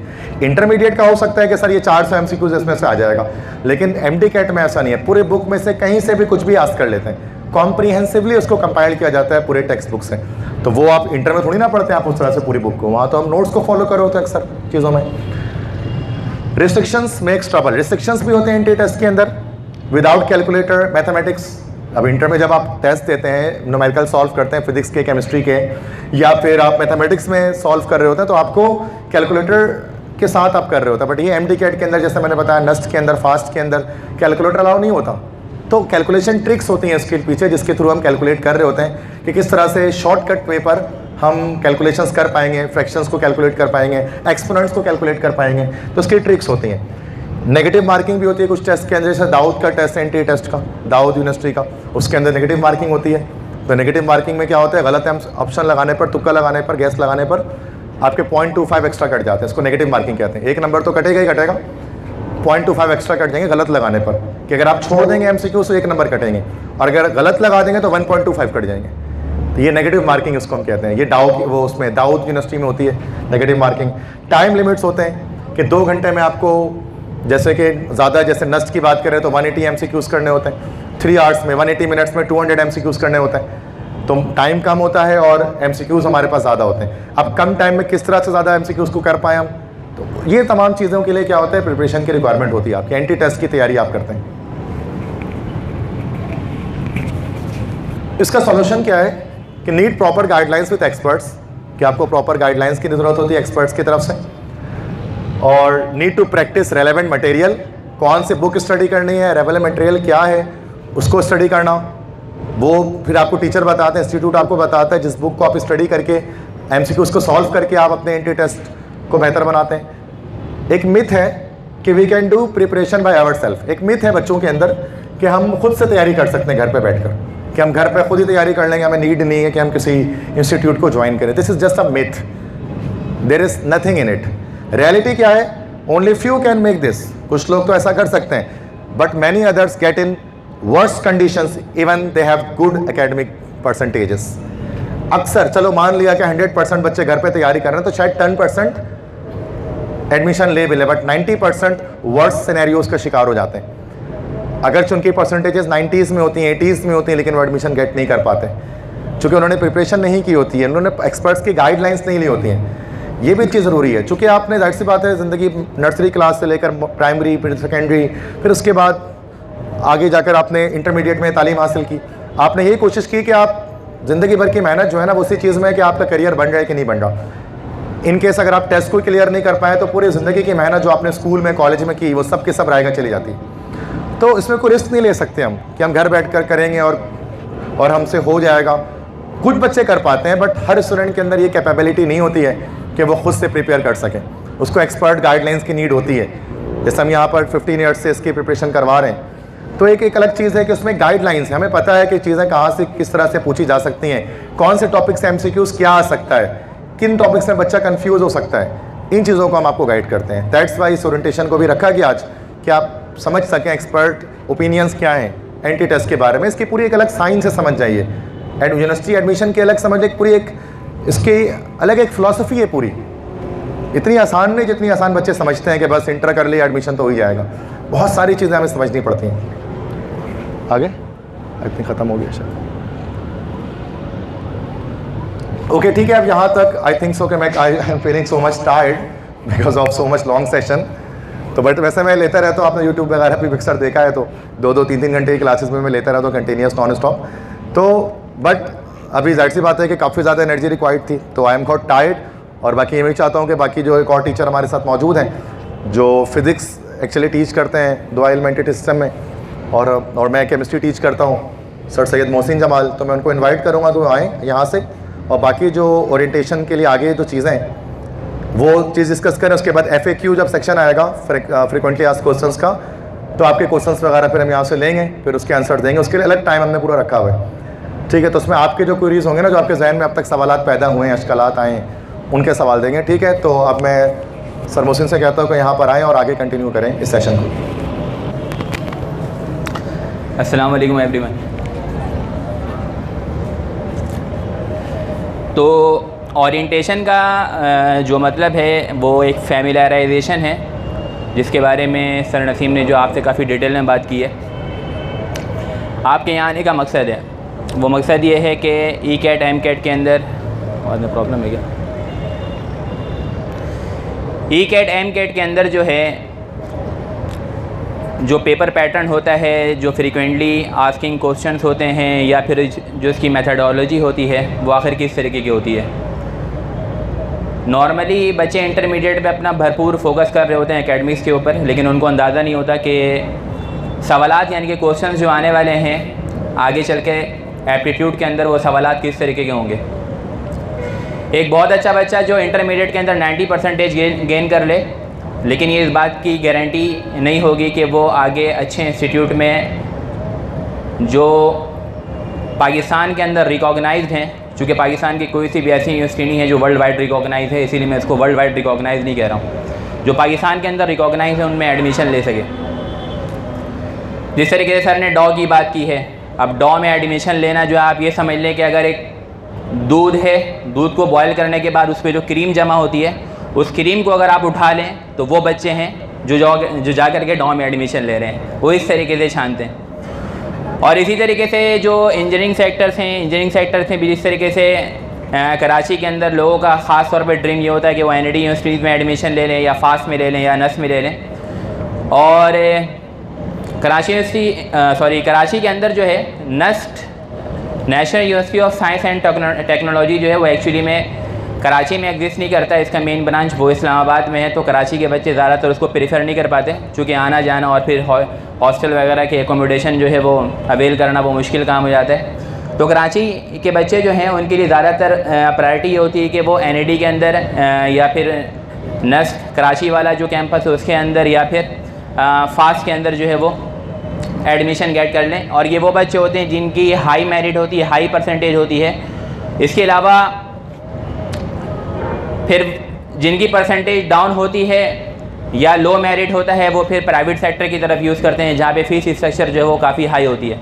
तो आपको गैदर करने का मतलब, आपको बुलाने का मतलब, आपको समझाने का मतलब ये है, इंटरमीडिएट जब इंसान कंप्लीट करता है तो इंटरमीडिएट कंप्लीट करने में तकरीबन उसको जो ड्यूरेशन लग जाता है वो 15 साल का ड्यूरेशन लग जाता है। चूँकि 13 साल कंप्लीट करने में आपके मैट्रिक की रिक्वायरमेंट होती है। अगर आप प्री नर्सरी से जोड़ें, नर्सरी से आप इसको काउंट करें तो मैट्रिक करने में तकरीबन 13 साल निकल जाते हैं, और उसके बाद 13 साल के बाद 2 साल इंटरमीडिएट का होता है। तो इनको समराइज़ करिएगा, समअप करिएगा तो तकरीबन बनेगा ये 15 ईयर्स, ठीक है ना। तो अब आपके पास जो टाइम ड्यूरेशन बाकी है अच्छी जगह सेट होने के लिए, अच्छी यूनिवर्सिटीज़ के अंदर एडमिशन लेने के लिए, वो बहुत ज़्यादा भी अगर टाइम बाकी होगा तो वो 8 से 9 महीने बाकी हैं, बस से ज़्यादा नहीं है। चूँकि 4 से 5 महीने में आपके एग्ज़ाम्स होने वाले हैं, और उसके 4 से 6 महीने के अंदर आपके टेस्ट होने वाले हैं, जिसके ऊपर आपका एडमिशन होगा।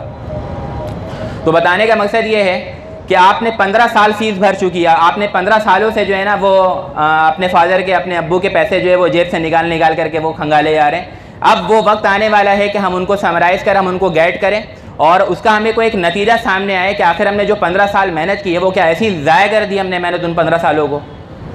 बात समझ में आ रही है? तो ये जो 15 साल की जो मेहनत है, अब उसका निचोड़, अब उसकी मेहनत आपके सामने जो है वो रंग लाएगी।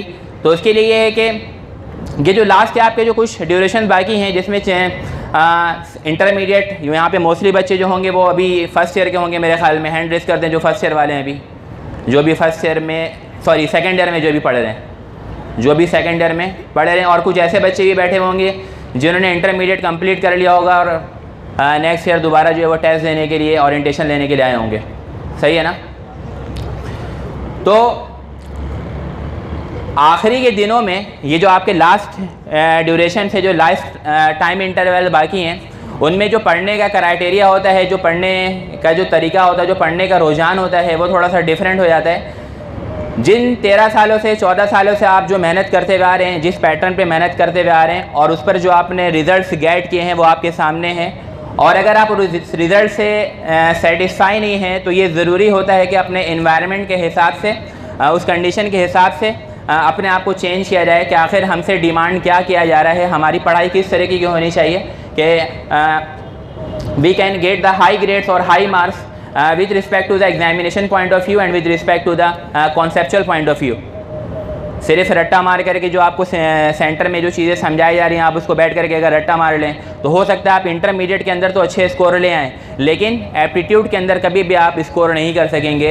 अभी हमारे प्रीवियस सेशन में जो हमारा 2022 का बैच गुजरा है, जिसका रिज़ल्ट अभी मंडे और ट्यूसडे को जो है कि अनाउंस होने वाला है, तो उनमें बच्चों ने जो स्कोर्स बताए हैं वो 167, 168, 165, 157, 148, 128, 130, इस तरीके की कोई भी 170 प्लस पे नहीं है। और फिर हमने और ओवरऑल रिजल्ट्स भी उठा करके देखें तो हमें इस तरीके का रिजल्ट नहीं नज़र आया कि कोई बहुत ज़्यादा एक्सेप्शनल बच्चा जो हो स्कोर करके बैठा हुआ हो। तो बताने का मकसद यही है कि अगर आप जो आपसे डिमांड किया जा रहा है, जो पूछा जा रहा है, जो पैटर्न आपसे वो मांग रहे हैं पढ़ाई का, अगर उस पैटर्न पे आप नहीं हैं तो आप कभी भी स्कोर नहीं कर सकेंगे। आप जिस तरीके से पढ़ रहे हैं उसका आप रिज़ल्ट समराइज उठा करके देखें कि वो किस तरीके का है, उसका समअप उठा करके देखें, और अगर वो उससे आप सेटिस्फाई नहीं हैं तो आपके अंदर चेंज जो है वो ज़रूरी है। तो वो चेंज किस तरीके की है, ये एक दिन के अंदर आप एक ओरिएंटेशन में 2 घंटे के लिए और आपको जो है वो एकदम से कोई फार्मूला पढ़ा करके भेज दिया जाए कि घर जाते आप बिल्कुल चेंज हो जाए, तो ऐसा नहीं होता। इट रिक्वायर्स टाइम, इसमें टाइम लगता है। तो हमारा जो session ECAT MCAT का जो स्टार्ट हो रहा है, which is going to start from the 11th of December, which is the second Sunday of December. तो उसमें जो हमारी टीचिंग मेथडोलॉजी होती है, हम उसको किस तरीके से गाइड कर रहे होते हैं। यहाँ पे पॉइंट नंबर 1 लिखा हुआ है, subject lecture by experts with respect to the MCQs point of view. ये बहुत ज़्यादा इंपॉर्टेंट होता है। आपका एक लेक्चर अगर आप पढ़ रहे हैं, अगर आप फिजिक्स के स्टूडेंट हैं या केमिस्ट्री के स्टूडेंट हैं या अगर आप बायोलॉजी या मैथमेटिक्स के स्टूडेंट हैं, तो एक सवाल कहाँ से शुरू हो रहा है, कहाँ पे ख़त्म हो रहा है, इसका नाम पढ़ाई नहीं है। उसके अंदर जो बातें इंपॉर्टेंट हो रही हैं, उसके अंदर हर एक लाइन बाय लाइन जो है वो एमसीक्यूज जो छुपा हुआ है, अगर आपने उसको सर्च नहीं किया, अगर आपने उसके ऊपर काम नहीं किया, तो आपकी पढ़ाई जो है वो पढ़ाई नहीं है। बस शाम के टाइम सारे बच्चे निकल करके कोचिंग जा रहे हैं और सुबह के टाइम सारे बच्चे निकल करके कॉलेज जा रहे हैं, फैशन चला हुआ है, सब भी जा रहे हैं, हम भी जाएंगे। तो इस चीज़ का नाम जो है वो पढ़ाई नहीं है। पढ़ाई नाम है अगर हम 2 घंटे के लिए किसी सेंटर में जा रहे हैं तो वो 2 घंटा मेरा मुकम्मल तौर पर इस्तेमाल हो जाए, उस टाइम हम दुनिया से अलग हो जाएँ। और ये बातें मैं वो कर रहा हूँ, उन बच्चों के बिहाफ पे कर रहा हूँ जिन्होंने अपने आप को मनवाया, एडमिशन गेट करके दिखाया। आपको मैं ये बात बता दे रहा हूँ कि एनईडी के अंदर एडमिशन लेना फिर भी एक आसान काम हो सकता है, लेकिन अगर हम एमबीबीएस की तरफ जाते हैं तो एमबीबीएस में जो एडमिशन लेना है, चाहे वो डॉ के अंदर हो, चाहे वो जेएसएमयू के अंदर हो, चाहे वो केएमडीसी के अंदर हो, या किसी भी जो है ना पब्लिक सेक्टर के अंदर एमबीबीएस में एडमिशन लेने की बात हो रही हो, तो this is actually not the piece of cake. ये एक आसान बात नहीं है, एक आसान काम नहीं होता है। इसके लिए रात दिन की मेहनत जो है वो चाहिए होती है। मतलब पढ़ाई को ओढ़ना और बिछोना बनाना पड़ता है। अगर आप इसके हैबिचुअल हैं, आप इस तरीके के हैं, तो आप एडमिशन गेट करेंगे, कोई भी आपको नहीं रोक सकता। और अगर फिर आप इसी तरीके से हैं कि सुबह को 1 घंटा पढ़ लेंगे, शाम को 1 घंटा पढ़ लेंगे और मेरा एडमिशन जो है, तो ऐसा नहीं होता। मैं आपको एक बच्चे की बात बता रहा हूँ। लास्ट टाइम जब हम ओरिएंटेशन कर रहे थे, हमने बच्चे को इन्वाइट किया था, ठीक है ना, अभी इसका नाम भी आया हुआ था यहाँ पे, Ifa Habib. She got admission in MBBS in JSMU में ना। तो उससे पूछा गया कि मैंने ऐसे ही खड़े होकर सवाल पूछ लिया कि आप किस तरीके से पढ़ती थी, थोड़ा बच्चे बैठे हैं उनको बताएं। तो उसका जवाब ये था, सर रात में जब मेरी आँख खुलती थी, अगर मैं नींद से बेदार होती थी तो मेरे सामने बराबर में बुक हुआ करती थी, मैं बुक रीड करना शुरू कर देती थी। तो this is the craze to get the admission in the desired university, otherwise आप एडमिशन गेट नहीं कर सकते। तो एमसीक्यूज़ पॉइंट ऑफ व्यू के लिहाज से जब भी लेक्चर को समझा जाए, लेक्चर को पढ़ा जाए, तो उसमें जो एमसीक्यूज़ से रिलेटेड जो बातें छुपी हुई हैं उसके ऊपर लाजमी काम किया जाए, उसको लाजमी जो है वो फोकस किया जाए। उसके बाद नेक्स्ट जो हमारा पॉइंट लिखा हुआ है, guidance of up to date course material. अभी से 10 साल पहले, 15 साल पहले, 20 साल पहले जो सवालात पूछे जाते थे एप्टीट्यूड के अंदर, अब वो सवाल चेंज हो रहे हैं। तो अगर हम उन्हीं को उठा करके रट्टा मारते रहेंगे तो हमारे मार्क्स कभी भी नहीं आएंगे।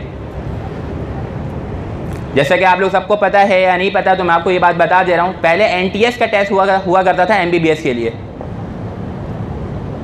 पहले जो है एमडी कैट यानी कि पीएमसी क्राइटेरिया नहीं था, पहले जो टेस्ट का क्राइटेरिया था वो एनटीएस लिया करती थी। तो उसमें क्या होता था कि ओवरऑल फेडरल बोर्ड, फिर उसके बाद सिंध बोर्ड, ठीक है ना, उसमें ये चीज़ें वो इंक्लूड क्या कर रहे होते थे। लेकिन अब पीएमसी ने क्या किया, अपना एक सिलेबस बता दिया है कि ये सिलेबस है, ये पॉइंट्स हैं। अगर आप यहाँ पे तो अभी वो चीज़ें मेंशन नहीं हुई हैं, चूँकि हर सब्जेक्ट के लिए वो अलग अलग चीज़ें, वो टाइम ड्यूरेशन बहुत ज़्यादा हो जाता है। तो जब आप पहली क्लास में आप बैठते हो तो हम यही डिस्कस कर रहे होते हैं कि आखिर पीएमसी का सिलेबस क्या है। पिछले ईयर का क्या था, अभी इस साल का पीएमसी का सिलेबस नहीं आया 2023 के लिए, अभी वो आएगा 1 महीने 2 महीने के बाद, 2.5 महीने के बाद वो पीएमसी का सिलेबस जो है वो शो करेंगे। लेकिन कुछ कॉमन टॉपिक्स होते हैं जो हर साल के लिए इंपॉर्टेंट होते हैं, तो पहले उसी को बच्चों को प्रैक्टिस करवाई जा रही होती है। तो अगर आप टू डेट सिलेबस नहीं होगा, अगर आपको पता ही नहीं होगा कि सिलेबस आने वाला कहाँ से, और आप सिर्फ प्रिपरेशन कर रहे हैं, सुबह को भी पढ़ रहे हैं, रात को भी पढ़ रहे हैं, आपको डायरेक्शन का पता ही नहीं है कि किस डायरेक्शन में मूव करना है, तो आपके मार्क्स कभी भी नहीं आएंगे। ठीक है ना। ये मिसाल बिल्कुल उसी शिप की तरीके की है कि एक शिप अगर पानी में जो है वो बह रही है और उसमें रडर ना हो, इसको चक्कू बोलते हैं हाथ से चलाने के लिए, तो वो किसी भी डायरेक्शन में बह करके जा सकती है, उसके पास डायरेक्शन ही नहीं है। हालांकि वो भी फ्लो कर रही है लेकिन मंजिल पे नहीं पहुंचेगी। लेकिन आपको तो मंजिल पे पहुंचना है, तो उसके लिए क्या चाहिए, स्पेसिफिक डायरेक्शन। तो अगर वो स्पेसिफिक डायरेक्शन नहीं होगी तो कभी भी आप अपने मंजिल पे नहीं पहुंच सकेंगे। तो स्पेसिफिक डायरेक्शन से क्या मुराद है कि हम उन चीज़ों को, उन कोर्स को, उन मटेरियल्स को फोकस करें जो हमारे एग्जामिनेशन पॉइंट ऑफ व्यू से ज़्यादा इंपॉर्टेंट हो। फिर उसके बाद नेक्स्ट जो हमारे पास यहाँ पर है recorded lecture for time to time revision. उसके बाद हमारे पढ़ाने के हैबिट में ये है कि हम रिकॉर्डेड जो भी लेक्चर हम पढ़ा रहे हो तो एक्चुअली में रिकॉर्ड कर रहे होते हैं। वो बच्चे के फेवर के लिए होता है, इस सेंस में कि अगर बच्चा बाद में इसको रिवीजन करना चाहे, पढ़ना चाहे, देखना चाहे, तो वो उस चीज़ को जो है वो देख सकता है कि आखिर किस तरीके से सर इसको समझा रहे थे। कोचिंग में थोड़ा सा मिसअप हो गया, ठीक है ना, कोई बातें रह गई, कोचिंग में वो बात समझ में नहीं आई, तो उसी बात को वो घर में रिवाइज कर सकता है। और जो लेक्चर डिलीवरी का तरीका होता है वो कुछ इस तरीके से होता है कि वो टोटल लेक्चर जो बोर्ड पे लिखा रहता है वो MCQs बेस होता है। क्योंकि हम वो लेक्चर बोर्ड पे नहीं लिखते कि भाई अगर हम फिजिक्स के अंदर बात करते हैं, सेकेंड ईयर फिजिक्स के अंदर अगर आप गैल्वानोमीटर पढ़ लें, एम मीटर पढ़ लें, वोल्ट मीटर पढ़ लें, या फिर जो है वो law of heat exchange, thermodynamic, first law of thermodynamic, second law of thermodynamic की बात कर रहे हैं, तो उसमें वो बातें फोकस की जाती है जिससे MCQs क्रिएट होता है। आपसे कभी भी एप्टीट्यूड टेस्ट में ये नहीं पूछा जाएगा show that the Kelvin's and Clausius statements are equal, ये साबित करके दिखाइए, ये कभी भी नहीं पूछा जाएगा। उसमें क्या टेक्निक है कि वो इक्वल हो जाता है, वो टेक्निक पूछी जाएगी, तो वो आपको टेक्निक मालूम होनी चाहिए। तो रिकॉर्डेड लेक्चर से आपको ये फ़ायदा होगा कि आप उन चीज़ों को जो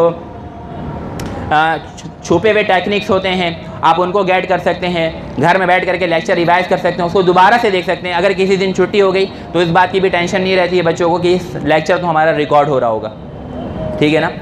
और उसके बाद पास पेपर्स की प्रिपरेशन है, ठीक है ना। जैसे फर्स्ट कर लेते हैं, 2 चैप्टर पढ़ा दिए गए, 4 चैप्टर पढ़ा दिए गए, ठीक है ना। फिजिक्स में 2 चैप्टर कंप्लीट हो गया, केमिस्ट्री में 2 चैप्टर कंप्लीट हो चुके हैं। इसी तरीके से मैथ्स के अंदर और बायोलॉजी के अंदर, फिजिक्स के अंदर, इंग्लिश के अंदर आपका कुछ कोर्स कंप्लीट हो चुका है। तो उसके बाद जो आपकी डिज़ायर्ड यूनिवर्सिटी होती है जहाँ पर आपने एडमिशन गेट करना है, उसी के लिहाज से हमारे पेपर्स जो होते हैं वो बने हुए होते हैं, कंपाइल्ड होते हैं। हम उसी के लिहाज से टेस्ट कंडक्ट करते हैं, जो कि एक ग्रैंड टेस्ट के नाम से हम इसको, GT के नाम से हम इसको जो है वो इंट्रोड्यूस करवाते हैं क्लास के अंदर, जिसमें बच्चा ये जज करता है कि हमने जो 5 चैप्टर्स पढ़े हैं उन 5 चैप्टर्स को पढ़ने के बाद आखिर मेरे अंदर जो है वो क्या जो है वो इम्प्रूवमेंट आई है। अगर हमने 100 MCQs दिए, उस 100 MCQs के अंदर से अगर आपके पास 60 MCQs, 70 MCQs, 80 MCQs जो है वो ठीक हो रहे हैं, तो इसका मतलब आप ट्रैक पर हैं। और ऐसा भी नहीं कि पढ़ने के बावजूद भी 100 MCQs में जिससे जो है आपके पास जो है वो 40 MCQs, 30 MCQs या फिर 50 MCQs सही हो रहे हो, तो इसका मतलब आप एवरेज स्टूडेंट है, आपकी पढ़ाई से नहीं जा रही है, डायरेक्शन से ही नहीं है, मेहनत सही तरीके से नहीं की जा रही है। तो ये with respect to the passage of time, time के गुजरने के साथ साथ हम ये टेस्ट कंडक्ट कर रहे होते हैं ताकि बच्चा रिकॉग्नाइज कर सके कि मेरी प्रिपरेशन कैसी चल रही है, कैसी हो रही है।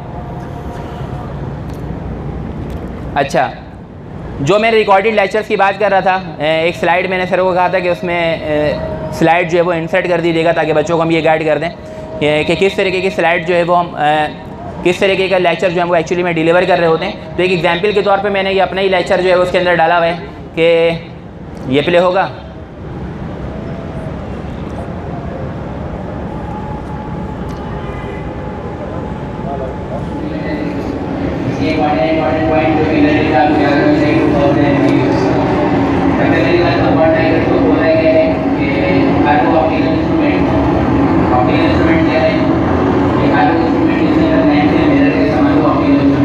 आगे बढ़ाना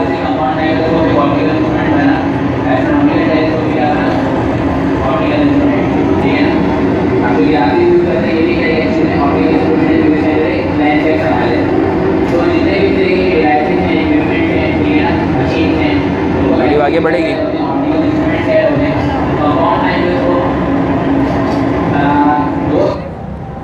बस ठीक है, ठीक है। ये एक एग्जाम्पल के तौर पे मैंने आपको ये व्यू दिखाया है जिसमें हम आपसे ये बात कर रहे थे कि रिकॉर्डेड लेक्चर्स होते हैं। तो इस तरीके के रिकॉर्डेड लेक्चर्स होते हैं हर सब्जेक्ट के, और पढ़ाने के बाद 1 से 2 दिन में वीडियो जो है वो लिंक के ज़रिए बच्चों को सेंड भी कर दी जाती है। अगर उन्हें स्टडी करना है, घर में बैठ कर कुछ छूट गया है तो वो रिवाइज़ भी कर सकते हैं। मतलब टोटल एफर्ट की जाती है बच्चों के ऊपर। जो बच्चे अब क्लास के अंदर अगर 40 बच्चे बैठे हुए हैं ना, तो 40 बच्चों का माइंड एक जैसा नहीं होता। कोई बच्चा एक चीज़ को 10 मिनट में समझ लेता है और वही उसी क्लास में कुछ और बच्चे जो हैं वो उसी की चीज़ को गेट करने के लिए 1 दिन लगा देते हैं। तो जो मेहनत करेगा वो पाएगा। अगर किसी को लगता है कि मुझे इस पर 1 दिन की मेहनत करनी चाहिए तो वो उस पर 1 दिन की मेहनत करे, क्योंकि टाइम तो है, ठीक है ना। और एज टाइम जो है वो बहुत फास्ट, बहुत हाई स्पीड में, आप ये समझ लें स्पीड ऑफ लाइट से जो वो ट्रैवल कर रहा है, आपको इसका अंदाज़ा नहीं है।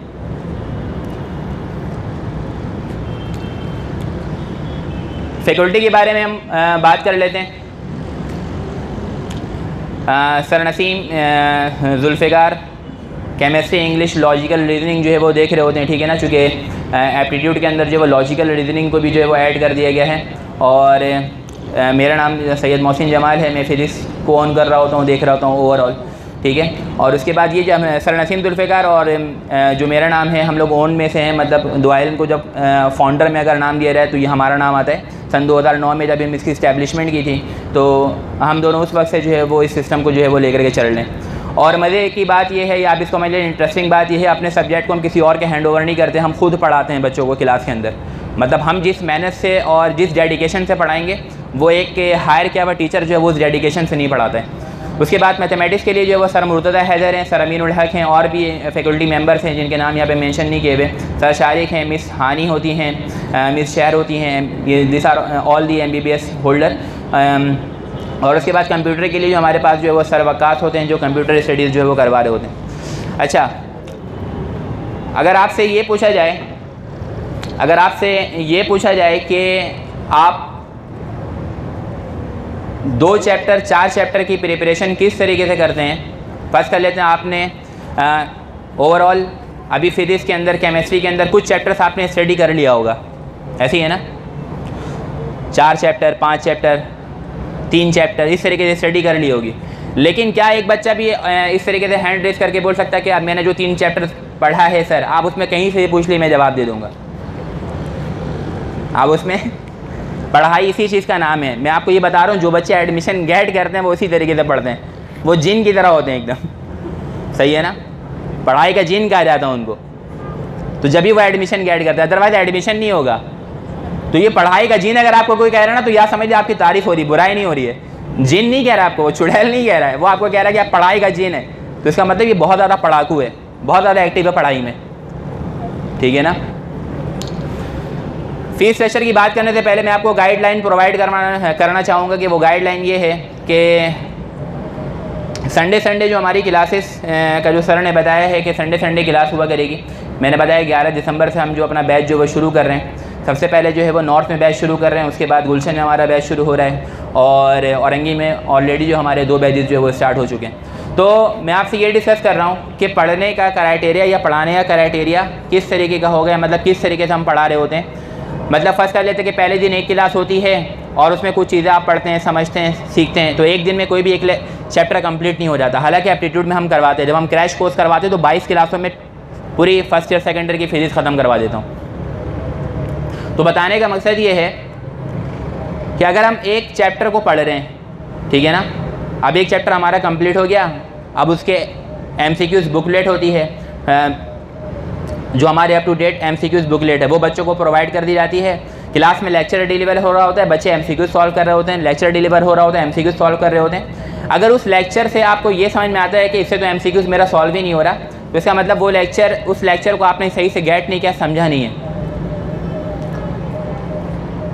क्योंकि जो लेक्चर आपको डिलीवर किया जाएगा, जो लेक्चर आपको समझाया जाएगा, उसी से रिलेटेड बातें, छोटी छोटी बातें क्लास के दौरान यही बताया जाएगा कि आप अपनी जो टेक्स्ट बुक है उसमें से आप इस वाले पेज को भी मार्क कर लें, यहाँ से इन चीज़ों को मार्क कर लें। और जब लेक्चर डिलीवर हो रहा हो तो आपको ये बात भी गाइड करवा दी जाती है, आपको समझा दी जाती है कि जो चैप्टर चल रहा है उसी चैप्टर के MCQs के ऊपर फोकस करना, आगे नहीं देखना है कि हम पढ़ रहे हैं चैप्टर नंबर 11, हम पढ़ रहे हैं चैप्टर नंबर 2 और हम बात करें चैप्टर नंबर 6 की। तो with respect to the passage of time, time के गुजरने के साथ साथ, चैप्टर के कवर अप होने के साथ साथ MCQs जो है वो कवर अप हो रहा होता है। अब जब 5 चैप्टर 4 चैप्टर हमारे कंप्लीट हो चुके होते हैं, आपसे पूछा जाता है कि MCQs किस तरीके के जा रहे हैं, किस तरीके से सॉल्यूशन उसका सॉल्व हो रहा है, किस तरीके से सॉल्यूशन बन रहा है, बातें समझ में आ रही है नहीं आ रही हैं। तो फिर 2 चैप्टर के लिए, 3 चैप्टर के लिए बाकायदा MCQs की क्लास हम अरेंज करवाते हैं कि अब इसमें बच्चों को जो भी कन्फ्यूजन होगा पहले हम उनको सॉल्व करेंगे, उसके बाद आगे बढ़ेंगे। तो ये क्रैश बैच में ऐसा नहीं हो पाता, ये फुल लेंथ में ही होता है। सर ने आपको ये बात बताई है कि जो क्रैश बैचेस होते हैं उनमें सक्सेस रेशियो जो है वो इतना हाई नहीं होता as compare to the full length batch.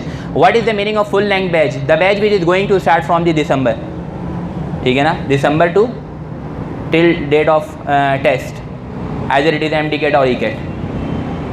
बातें क्लियर हैं सारी? तो उम्मीद है कि आपको बातें समझ में आई होंगी, ठीक है ना। आप घर से यहाँ पर दूर दराज इलाके से तशरीफ़ लेकर गए और आपने चीज़ों को देखा, समझा, आपको कुछ बातें समझ में भी आई होंगी। आप जैसे पहले आए थे आप वैसे जा नहीं रहे होंगे, ऐसे ही है ना, मतलब आपको तैयार करके नहीं भेजा जा रहा है, ऐसे आपको ये समझा करके भेजा जा रहा है कि हमने क्या क्या चीज़ें सीखी। तो आपने इन चीज़ों को देखा होगा, जब आप यहाँ पर आए थे तो आपको क्या चीज़ें मालूम थी, और जब आप यहाँ से जा रहे तो आपको क्या चीज़ें एक्स्ट्रा मालूम हो चुकी हैं। फीस स्ट्रक्चर के बारे में भी यहाँ पे मैं आपको बता देता हूँ। MTCAT, DOHS, JSMU और AQ और NUMS के बारे में इसका जो फीस स्ट्रक्चर है वो लमसम जो पेमेंट है वो 35,000 है, और यहाँ पे मेंशन है कि ये 20% ऑफ है। और अगर हम ECAT की बात कर लें तो उसकी प्रिपरेशन की जो फीस स्ट्रक्चर है वो दैट इज़ कॉल्ड 30,000, और ये विथ मटेरियल ये सारी चीज़ें हैं, और ये till the end of your desired university, test of your desired university, जब तक ये चलता रहेगा, जब तक आपका टेस्ट नहीं हो जाता। ये 1 शॉट पेमेंट होती है, इसके अलावा कोई और एक्स्ट्रा चार्जेस, हिडन चार्जेस, कभी बीच में कुछ मंगाना, ऐसा कुछ भी नहीं है। बस ये आपका जो है वो कोर्स फ़ी है, या आपने पे करना, और आपकी क्लासेस जो है वो 11 दिसंबर से मैंने बताया वो शुरू हो रही हैं।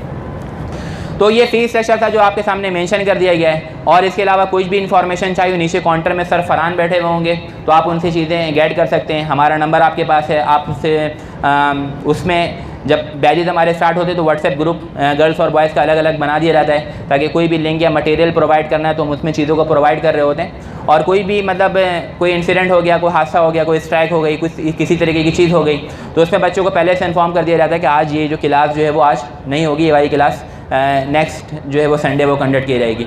आपकी एकेडमिक क्लास को भी इससे बहुत ज़्यादा फ़ायदा होता है। अगर आप सेकेंड ईयर के स्टूडेंट है, सेकेंड ईयर पढ़ लें, साथ में सेकेंड ईयर का कोर्स आप उस पैटर्न में पढ़ लें जो MCQs बेस होगा, तो इससे आपको तो सबसे पहली बात इसमें हेल्प मिल जाती है कि आपके सेकेंड ईयर में जो परसेंटेज है जो आने वाली है उसके बूस्टिंग के चांसेस जो है वो इंक्रीज़ हो जाते हैं। और दूसरी बात ये आपके एप्टीट्यूड की साइड से जो है ना अलग से तैयारी चल रही होती है। तो जब तक आपका सेकेंड ईयर कंप्लीट होता है, 50% फर्स्ट ईयर और 50% सेकेंड ईयर का कोर्स हम कंप्लीट करवा देते हैं। और सेकेंड ईयर के एग्ज़ाम के बाद, सेकेंड ईयर के जब एग्ज़ाम हो जाते हैं तो एग्जामिनेशन के बाद जो है वो रिमेनिंग जो कोर्स आपका बाकी रहता है उसकी प्रिपरेशन हम करवा रहे होते हैं। तो मेहनत भाई बहुत ज़्यादा ज़रूरी है, ठीक है ना।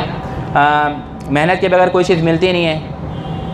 आप किसी भी सक्सेसफुल इंसान को उठा करके देख लें कि वो ऐसा नहीं कि रात में सोया और सुबह उठाओ तो वो बहुत ज़्यादा सक्सेसफुल हो चुका हो, ठीक है ना। और सक्सेसफुल का मतलब यहाँ पर एक्चुअली में ये है कि अगर हम अपने सराउंडिंग में, अपने इर्द गिर्द के लोगों में हम कितने कामयाब हैं सराउंडिंग में, तो सोसाइटी इस बात से जज करती है कि आप कितने ज़्यादा जो हैं वो सक्सेसफुल हैं। तो कुछ लोगों का जज करने का क्राइटेरिया ये होता है कि वो आपकी एकेडमिक्स को, आपकी एजुकेशन को चेक करती है, और कुछ लोगों का चेक करने का क्राइटेरिया ये होता है कि आप कैसे घर में रहते हैं, आपके पास कौन सी गाड़ी, और आप कैसे रहन सहन आपका कैसा है। तो मेहनत जो है वो कांस्टेंट चीज़ है। अगर आप मेहनत करेंगे तो आपको इसका जो फल है इंशाल्लाह ताला लाजमी मिलेगा।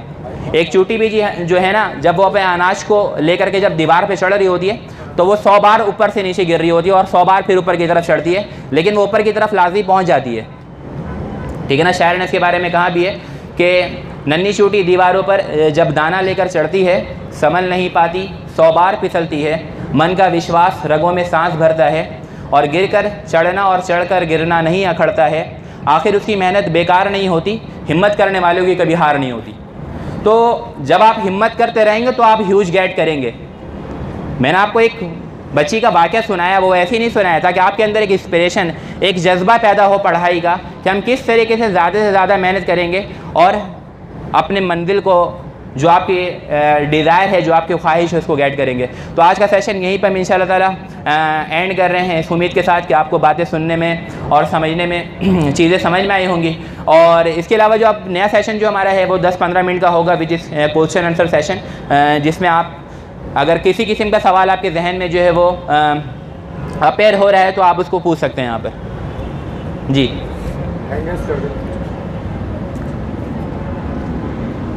करते क्वेश्चन जिसको है तो फिर ई-कैट एम-कैट के हवाले से सर इसका टेस्ट कब होता है, सर ये कैलकुलेटर कहाँ पर हम अलाउ होता है, कहाँ पर नहीं होता है, सर एडमिशन किस तरीके से ले सकते हैं, इस तरीके की बातें जो भी है।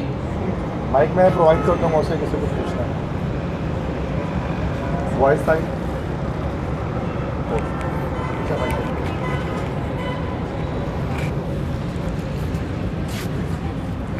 सेशन तुम ही करो। अच्छा सही है।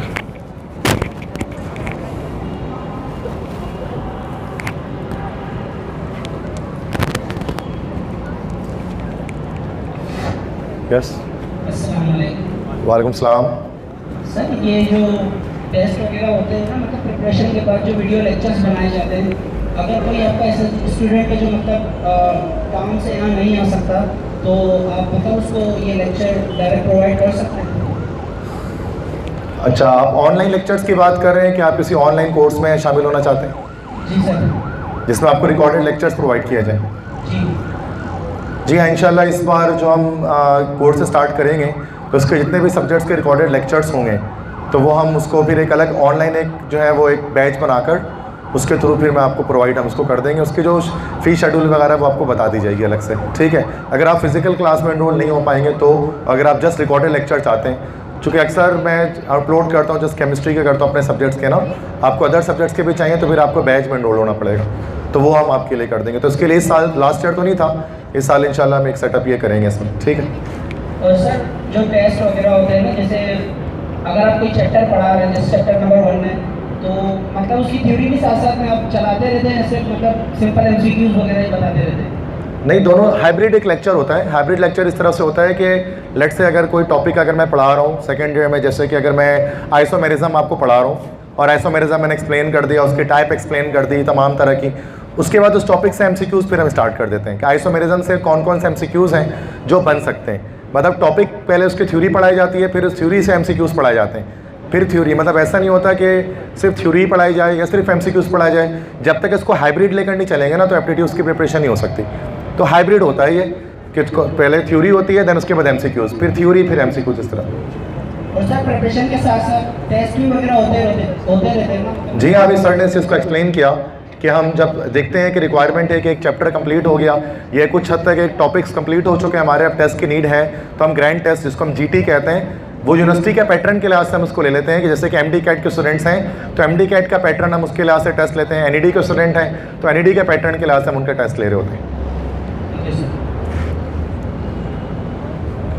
किसी और को चाहिए तो फिर वहाँ प्रोवाइड करते हैं, और अगर कोई सवाल पूछना चाहे तो फिर माइक उसकी तरफ जाएगा। वालेकुम सलाम। सो मेरा क्वेश्चन ये है कि इंजीनियरिंग स्टूडेंट्स जो है, ठीक है, अगर उनको लाइक ई-कैट करना ज़रूरी है कि अगर उनको अदर फील्ड लेंगे लाइक फैशन डिज़ाइनिंग और इंटीरियर डिज़ाइनिंग एंड मतलब अदर फील्ड्स, तो उनका ज़रूरी है कि ई-कैट करना यूनिवर्सिटीज़ में एडमिशन लेने के लिए। Okay, thank you. तो जैसे कि आपने बताया, okay okay, you can sit down, you can tell you. So ये जो मैंने बता रहे थे यहाँ पर अबाउट कि इंजीनियरिंग स्टूडेंट्स ई-कैट के लिए जो आ जाएंगे ना, मतलब बीई करने के लिए, बैचलर ऑफ इंजीनियरिंग या बीएस करने के लिए साइंस से रिलेटेड फील्ड्स के अंदर, उनको ई-कैट करना पड़ेगा।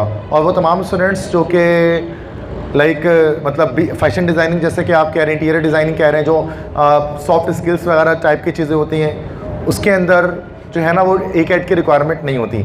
उनके टेस्ट होते हैं बट वो रिलेटेड टू ई-कैट नहीं होते, उसके अंदर वो जर्नल टाइप के क्वेश्चन आस्क किए जाते हैं। उसका मतलब उसको करने के लिए आपको ई-कैट करने की नीड नहीं होती। लाइक कीजिए इकरा यूनिवर्सिटी है, वो फैशन डिज़ाइनिंग कोर्स करवा रही होती है, मीडिया साइंसेस करवा रही होती है, तो उसके ई-कैट नहीं होते, उनका अपना एक अलग टेस्ट होता है, उसकी प्रिपरेशन आपको खुद करनी होती है। वो टेस्ट तो कंडक्ट करते हैं बट वो एक ईजी टेस्ट होता है, उसके लिए इटसेल्फ कोई कंप्लीट ई-कैट के फुल लेंथ बैच की नीड नहीं है। ई-कैट हम सिर्फ उसी वक्त करते हैं if you want to become a doctor और we want to become an engineer और scientist, that type of things. Any more question girls boys किसी भी साइड से, तो माइक उसकी तरफ जाएगा। यू कैन आस्क, जो भी मसला आपको आप पूछ लें।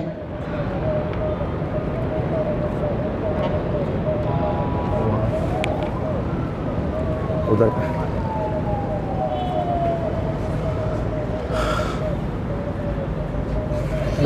वालेकुम सलाम। सर, मालूम करना था कि आप अपने प्रिपरेशन में फेडरल बोर्ड का इंक्लूड करते हैं या सिंध बोर्ड ही पढ़ाते हैं? ओके, तो इनका ये क्वेश्चन है कि भाई फेडरल और सिंध बोर्ड के अकॉर्डिंग देखें, हमारा जो फुल लेंथ बैच चल रहा होता है ना, वो फुल लेंथ बैच हमारा नस्ट के लिए, एनईडी के लिए, नम्स के लिए, एमडी कैट सब के लिए चल रहा होता है। तो हम क्या करते हैं, उसके अंदर सिंध बोर्ड को भी फॉलो करते हैं और साथ में फेडरल बोर्ड को भी फॉलो करते हैं। देखिए बहुत ज़्यादा डिफरेंस नहीं होता। लाइक से कि अगर मैं बताऊँ कि आइसोमेरिज्म एक टॉपिक है ऑर्गेनिक केमिस्ट्री के अंदर, आप ऑर्गेनिक केमिस्ट्री में आइसोमेरिज्म के जो 4 टाइप्स हैं वो तो सिंध बोर्ड भी बताता है, और फेडरल बोर्ड उसके अलावा एक्स्ट्रा उसके 2 टाइप और बता देता है आपको। मीन्स के फेडरल बोर्ड थोड़ा सा स्लाइटली डिफ़िकल्ट होता है सिंध बोर्ड से, मतलब बहुत बड़ा मेजर डिफरेंस नहीं होता कोई उसके अंदर। तो हम क्या करते हैं, हम फेडरल और सिंध को मिक्स करके, यहाँ तक कि कभी कभार पंजाब बोर्ड को भी मिक्स करके एक हाइब्रिड लेक्चर तैयार करते हैं। चूँकि देखिए कॉन्सेप्ट जो है ना वो सेम रहते हैं, जहाँ तक मेरा मानना है, जो कॉन्सेप्ट है ना वो हमेशा सेम होते हैं। लाइक अगर आप कोई भी टॉपिक आप उठाते हैं केमिस्ट्री में, आप कोई भी टॉपिक उठाते हैं, लाइक आप जो टॉपिक उठाते हैं हाइड्रोलिसिस का टॉपिक उठाते हैं, तो हाइड्रोलिसिस का मतलब यही होता है that is reaction with water. अब चाहे सिंध बोर्ड में हो, चाहे पंजाब बोर्ड में हो, चाहे केपीके बोर्ड में हो, चाहे ओ लेवल्स के स्टूडेंट हो, ए लेवल के हों, आगा खान बोर्ड के हों, सब के लिए हाइड्रोलिसिस का मतलब यही है कि रिएक्शन विथ वाटर। तो कॉन्सेप्ट चेंज नहीं होते हैं। तो हम क्लास में बताते हुए हम बच्चों को ये फील नहीं करवाते कि बेटा ये फेडरल का है, ये पंजाब का है और ये सिंध का है। हमारा बस एक लेक्चर होता है हाइब्रिड खुद बना, हम उसको डिलीवर कर देते हैं और स्टूडेंट की ऑटोमेटिकली वो तैयारी फेडरल से भी हो जाती है, सिंध से भी हो जाती है। वो ओवरऑल लेक्चर हम तैयार करके लाते हैं, उसी को हम डिलीवर करते हैं। ठीक है, एनी मोर क्वेश्चन किसी स्टूडेंट की तरफ से? You want to ask? Okay,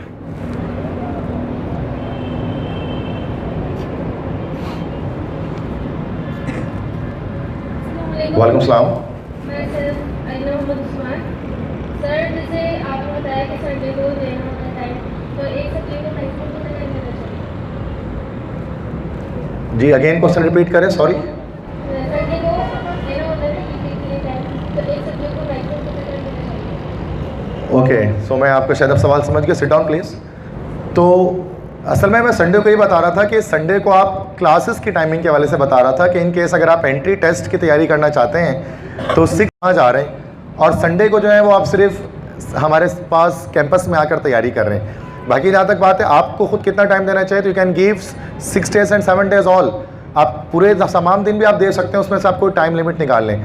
हमने इसलिए आपको बताया कि आप चूँकि बाकी 6 days अपने सेंटर्स में बिजी होते हैं कहीं ना कहीं, कोचिंग सेंटर्स के अंदर जो रिपीटर्स नहीं है, जो फ्रेश स्टूडेंट्स हैं, तो वो संडे को बस एक दिन आकर हमारे पास क्लास ले लें। वरना अगर आप जाहिर सी बात है in case if you are preparing at home, practice करना चाहते हैं तो वो आप किसी भी टाइम पे कर सकते हैं। मतलब उसके लिए कोई फिक्स टाइम नहीं। देखो ऑप्टिमम लिमिट हर बच्चे की डिफरेंट होती है। कोई एक टॉपिक को 15 मिनट में समझ जाता है, किसी को 1 घंटा लग जाता है। तो वो डिपेंड करता है कि आपके पढ़ने की लिमिट क्या है। अगर आपको चीज़ें जल्दी समझ में आती हैं तो आपके लिए 1 घंटा भी बहुत है। अगर आप चीज़ें जल्दी नहीं समझ पाते हैं तो आप 2 और 3 घंटे भी पढ़ सकते हैं। तो ये इसका एक परफेक्ट आंसर मैं नहीं दे सकता कि इतने घंटे पढ़ना चाहिए, ये हर स्टूडेंट के लिए वैरी करता है। ठीक है, और कोई सवाल किसी का है? ख़त्म कर दें।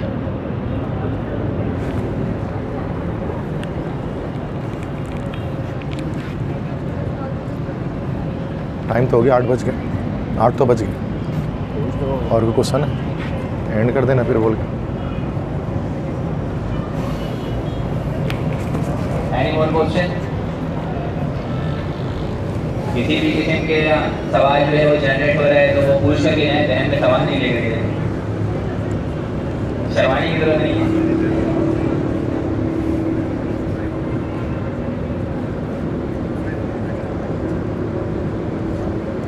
ठीक है, फिर अपने सेशन को यहाँ पर एंड करते हैं। या किसी का कोई सवाल है? हैंड रेस कर लें जिसका सवाल है। हाँ पर याद है, मेरे पास ये लगा।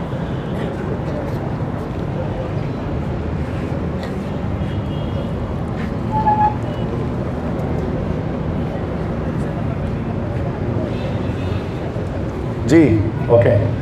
सर फर्स्ट ईयर के बुक्स चेंज हो चुके हैं ना, मैथमेटिक्स और केमिस्ट्री वगैरह, तो मतलब जब टेस्ट स्टार्ट होगी, जब प्रिपरेशन स्टार्ट होगी, वो न्यू बेस पर होगी? जी हाँ, जो कि इस साल जो है फर्स्ट ईयर के बुक्स चेंज हैं। इस वजह से केमिस्ट्री की बुक चेंज है, मैथ्स की बुक चेंज है, बायो की बुक चेंज है। तो जो अब तो टेस्ट होगा नेक्स्ट ईयर 2023 में, तो उसके लिए न्यू बुक आपको रीड करनी पड़ेगी, जो न्यू बुक आई है। अच्छा, आप इसके लिए जो फर्स्ट ईयर में आप देखो, जहाँ तक जिसके बात है ना कि कौन सी बुक यूज़ करनी है, तो मैं सजेस्ट ये करूँ, वैसे कोई इसकी नोटिफिकेशन नहीं आई अभी इस पर कि किस चीज़ की, लेकिन मैं सजेशन आपको ये करूँगा कि आप न्यू बुक को इस्तेमाल करें। क्योंकि न्यू बुक जो बनी है ना, उसकी सबसे अच्छी बात यह है कि वो अगर आप उस बुक को पढ़ लेते हैं ना, फर्स्ट ईयर की जो न्यू बुक जो है वो आई है बायो की और केमिस्ट्री की और मैथमेटिक्स की, तो उसको पढ़ने के बाद आपको फेडरल बोर्ड की बुक पढ़ने की नीड नहीं होती है, क्योंकि वो टोटली बुक फेडरल बोर्ड के अकॉर्डिंग बनाई गई है। जो न्यू बुक इस बार आई है फर्स्ट ईयर की जो न्यू स्टूडेंट्स के पास, तो उसको आप फॉलो कर लेंगे तो आपको फेडरल और पंजाब पढ़ने की अलग से नीड नहीं पड़ेगी, क्योंकि वो सारे टॉपिक्स उसमें आ गए। तो मेरी तो ये रिकमेंडेशन है कि उसी को पढ़ना चाहिए, नोटिफिकेशन कुछ भी आ जाए। ठीक है।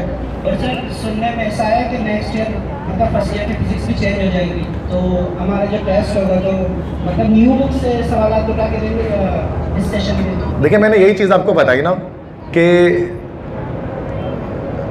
बुक जो है वो आपके पास ओल्ड बुक है ना, तो वो ओल्ड बुक को देखें तो उसको आप ना ही करें तो उसको बेहतर। न्यू बुक के लिहाज से आप करेंगे तो वो आपके लिए बेनिफिशियल होगा, कि उससे आपके पास जो फेडरल की चीज़ें हैं या फिर जो एक्स्ट्रा टॉपिक्स हैं ना, वो आपके उसमें कवर हो जाएंगे। देखिए फिर वही चीज़ है ना, इंसान हमेशा ना अपने आप को तमाम रिस्क को ना हटाकर सोचे। लेट से जो स्टूडेंट्स अभी MD कैट जिन्होंने दिया था मेडिकल के, अब जिन बच्चों ने PMC सिलेबस को फॉलो किया और PMC सिलेबस को फॉलो करने के बाद उन्होंने सोचा यार कि बुक भी पढ़ लेते हैं एक बार, प्रोविंशियल की सिंध की बुक भी पढ़ लेते हैं, क्या पता उसमें से आ जाए। वैसे नोटिफिकेशन कोई नहीं थी ऐसी कि सिंध की बुक से पूरा आएगा, नोटिफिकेशन तो ये थे कि PMC सिलेबस के अकॉर्डिंग आएगा। लेकिन जिन स्टूडेंट्स ने बुक पढ़ लिया, भले किसी भी तरह से उन्होंने टाइम निकाल कर एक्स्ट्रा कर लिया, उनको बहुत फ़ायदा। वही बच्चे 170s और 160s में आज मौजूद हैं MD कैट के टेस्ट में इस साल। तो मैं यही कहता हूँ ना कि अपने आप को लिमिटलेस नहीं करना चाहिए। अगर टाइम है तो आप न्यू बुक के लिहाज से पढ़ें, कि इन केस अगर उससे आ भी जाता है ना तो आप उसके आंसर्स दे पाएंगे। ठीक है, नेक्स्ट क्या सही है। वालेकुम सलाम। और ये है कि जैसे कि कर रहे हैं, ऐसा सवाल हो जिसका काम क्रिकेट से ही हो, फिजिक्स से हो, तो कॉन्सेप्ट हमारे क्लियर किए जाएंगे। अगेन सवाल रिपीट करें, आई थिंक डिस्ट्रैक्शन थी। और ये कि जैसे कि हम एक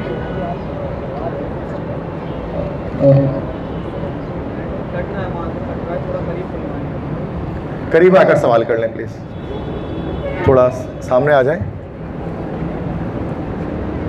अब बोलें। यस सर, मेरा सवाल ये है कि जैसे ई-गेट की हम प्रिपरेशन कर रहे हैं, अगर ई-गेट के अलावा हमारा सवाल हो, उस सवाल का ताल्लुक केमिस्ट्री से हो, फिजिक्स से हो, लेकिन ई-गेट से ना हो, कंसेप्शन सवाल, इन सवाल को भी क्लियर किए जाएंगे।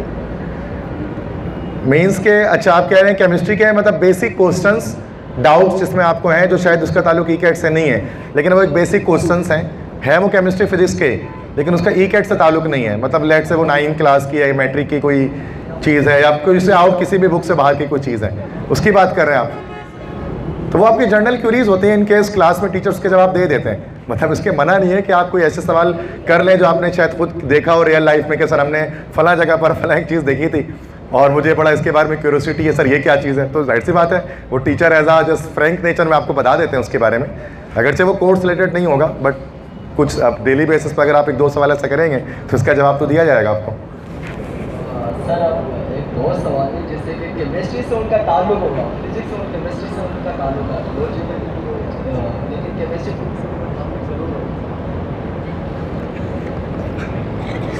समझ में नहीं आ रहा ना क्वेश्चन। इस सवाल का ताल्लुक फिजिक्स और केमिस्ट्री से होता है, उसका ताल्लुक ईकेट से भी होता है, बस सिंपल सी बात ये है। आई थिंक यही सवाल था शायद आपका, मैं समझ नहीं पाया इसको। Okay, no issue. Any more? Registration का पता? रजिस्ट्रेशन फॉर्म जो है नीचे काउंटर पे पड़े हुए हैं, जो इंटरेस्टेड हो रजिस्ट्रेशन फॉर्म लेकर के जाएं और 11 दिसंबर से पहले काउंटर पर आकर के 3 बजे से लेकर के रात के 9 बजे के दरमियान सबमिट करवा सकते हैं। नीचे काउंटर पर सर फरार दो और बस। जी बेटा बोलें।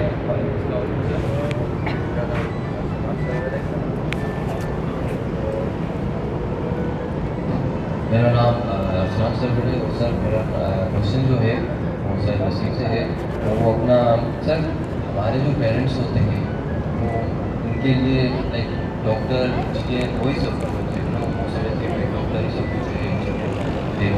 तो लाइक सर उनके बेटे हो या बेटी हो तो सर उसको कुछ समझ ना आ रहा हो कि उसका इंटरेस्ट किस फील्ड में है, एकदम कन्फ्यूज हो, लेकिन उसके पेरेंट्स भाई डॉक्टर बनो, इंजीनियर बनो, तो उस स्टूडेंट को क्या करना चाहिए, कैसे पता लगे कि हमारा जो इंटरेस्ट है उस फील्ड में है, क्या करना है, कुछ पता नहीं, एकदम कंफ्यूज, वो क्या करें?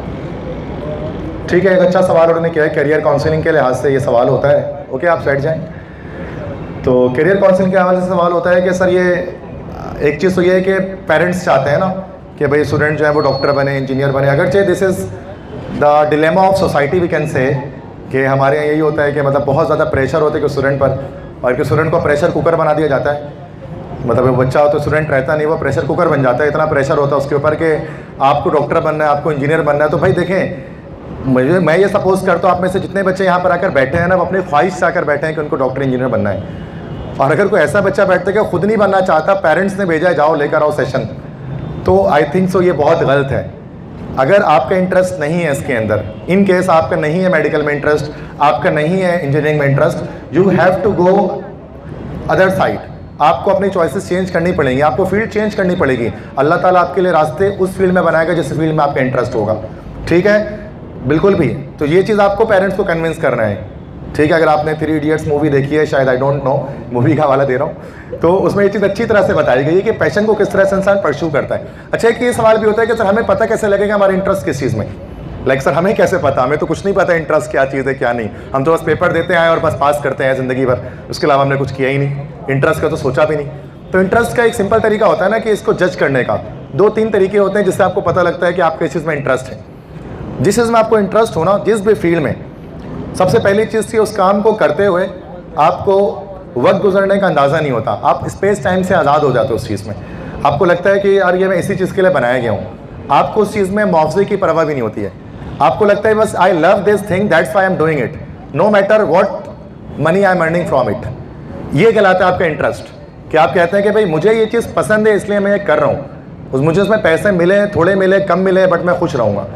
दिस इज़ द वे आप अपना इंटरेस्ट जज करते हैं। इंटरेस्ट आप स्कोप को देखकर नहीं जज कर पाएंगे। स्कोप जैसे कंप्यूटर साइंस का बहुत ज़्यादा है, लेकिन आपका CS में इंटरेस्ट नहीं है, तो जाहिर सी बात है कि आप उस फील्ड में नहीं एक्सेल कर सकते हैं। फिर आपका जिस फील्ड में इंटरेस्ट होगा आप उसमें एक्सेल करेंगे। और वो कैसे पता लगेगा कि आपको उसमें वक्त गुजरने का अंदाज़ा नहीं होगा उस काम को करते हुए, उस सब्जेक्ट को पढ़ते हुए, उस चीज़ को देखते हुए। आपको खुद ही लगेगा कि कोई ना कोई सब्जेक्ट ऐसा है, एक ना एक ऐसा टॉपिक है जिसको जब मैं पढ़ता हूँ या पढ़ती हूँ तो फिर मुझे ऐसा लगता है कि बस इसी को पढ़ता जाऊँ दिन भर, सुबह शाम हर वक्त, और बाकी एक सब्जेक्ट है यार इसको तो बिल्कुल नहीं दिल करता पढ़ने का। तो उसका मतलब अल्लाह ने आपके अंदर जो कंपास लगाया है ना, एक जो आपको बताता है कि आपका इंटरेस्ट किस चीज़ में है, वो इस तरह से आपको पता लगता है। ठीक है, इंटरेस्ट के थ्रू पता लगता है। बोरियत एक चीज़ है ना, जिस काम को करते हुए आपको बोरियत महसूस हो रही है ना, अल्लाह ने आपको उस काम के लिए नहीं बनाया है। किसी भी चीज़ को करते हुए आप बहुत बोर हो जा रहे हो, बेजार हो जा रहे हो, बिल्कुल ही दिल नहीं लग रहा, तो इसका मतलब वो काम आपके लिए नहीं है। That feel is not for you. और हाँ, जिसमें इंटरेस्ट आ रहा है, जिसमें वक्त गुजरने का अंदाज़ा नहीं हो रहा है, किसी ऐसी क्लास में आप बैठते हैं कि उसमें घड़ी घूम जाती है और आपको पता भी नहीं लगता, इसका मतलब वो आपकी इंटरेस्ट वाली फील्ड है जो अल्लाह ने आपके लिए बनाई है। ये वो तरीके हैं जिनके ज़रिए हम जानते हैं कि आपका इंटरेस्ट कहाँ है, कहाँ आपका स्कोप है, किस फील्ड में आपको आगे जाकर एक्सेलेंस मिलेगी। ठीक है, okay, thank you so much. I think so कि काफ़ी क्वेश्चन हो सकें, तो आई होप काफ़ी ज़्यादा बेनिफिशिएंट रहा आपके लिए लेक्चर ये और ये रोटेशन सेशन। इंशाल्लाह आप स्टूडेंट से आप क्लासरूम में 11 दिसंबर को जो है वो मुलाकात होगी। इन केस आप में से जितने बच्चे भी रजिस्टर करना चाहते हैं, नीचे ग्राउंड फ्लोर पर या जो है उसमें सरफरान मौजूद हैं, उनसे आप रजिस्ट्रेशन फॉर्म ले लें। फ़ीस स्ट्रक्चर वगैरह आपको बता दिया गया है। तो बेस्ट ऑफ लक। अच्छा, क्लास में आते हैं नहीं आते हैं doesn't matter, but best of luck for all of you. जितने भी स्टूडेंट्स यहाँ पर बैठे हैं उन सब के लिए जो है वो ये दुआएँ हैं कि आपका जो भी एक चाहते हैं ना भाई, उदास बच्चे किसी को अच्छे नहीं लगते हैं। टीचर्स चाहते हैं बच्चे हंसते रहें, मुस्कुराते रहें, खुश रहें, जो फील्ड है वो उनको मिलती जाए। तो दुआ तो हमारी यही होती है कि अल्लाह हर बच्चे को कामयाब करे। तो आप तमाम स्टूडेंट्स को जो है अल्लाह ताला कामयाब करे अच्छे मार्क्स के साथ। जब आपके फर्स्ट ईयर के रिजल्ट्स दिसंबर में इंशाल्लाह आ जाएंगे तो उसमें भी आपके अच्छे नंबर आएँ। फिर आप एंट्रेंस टेस्ट जो दें, सेकेंड ईयर के रिजल्ट हो वो भी आपके बहुत अच्छे आएँ। तो best of luck to all of the students. Thank you so much. अल्लाह हाफिज़।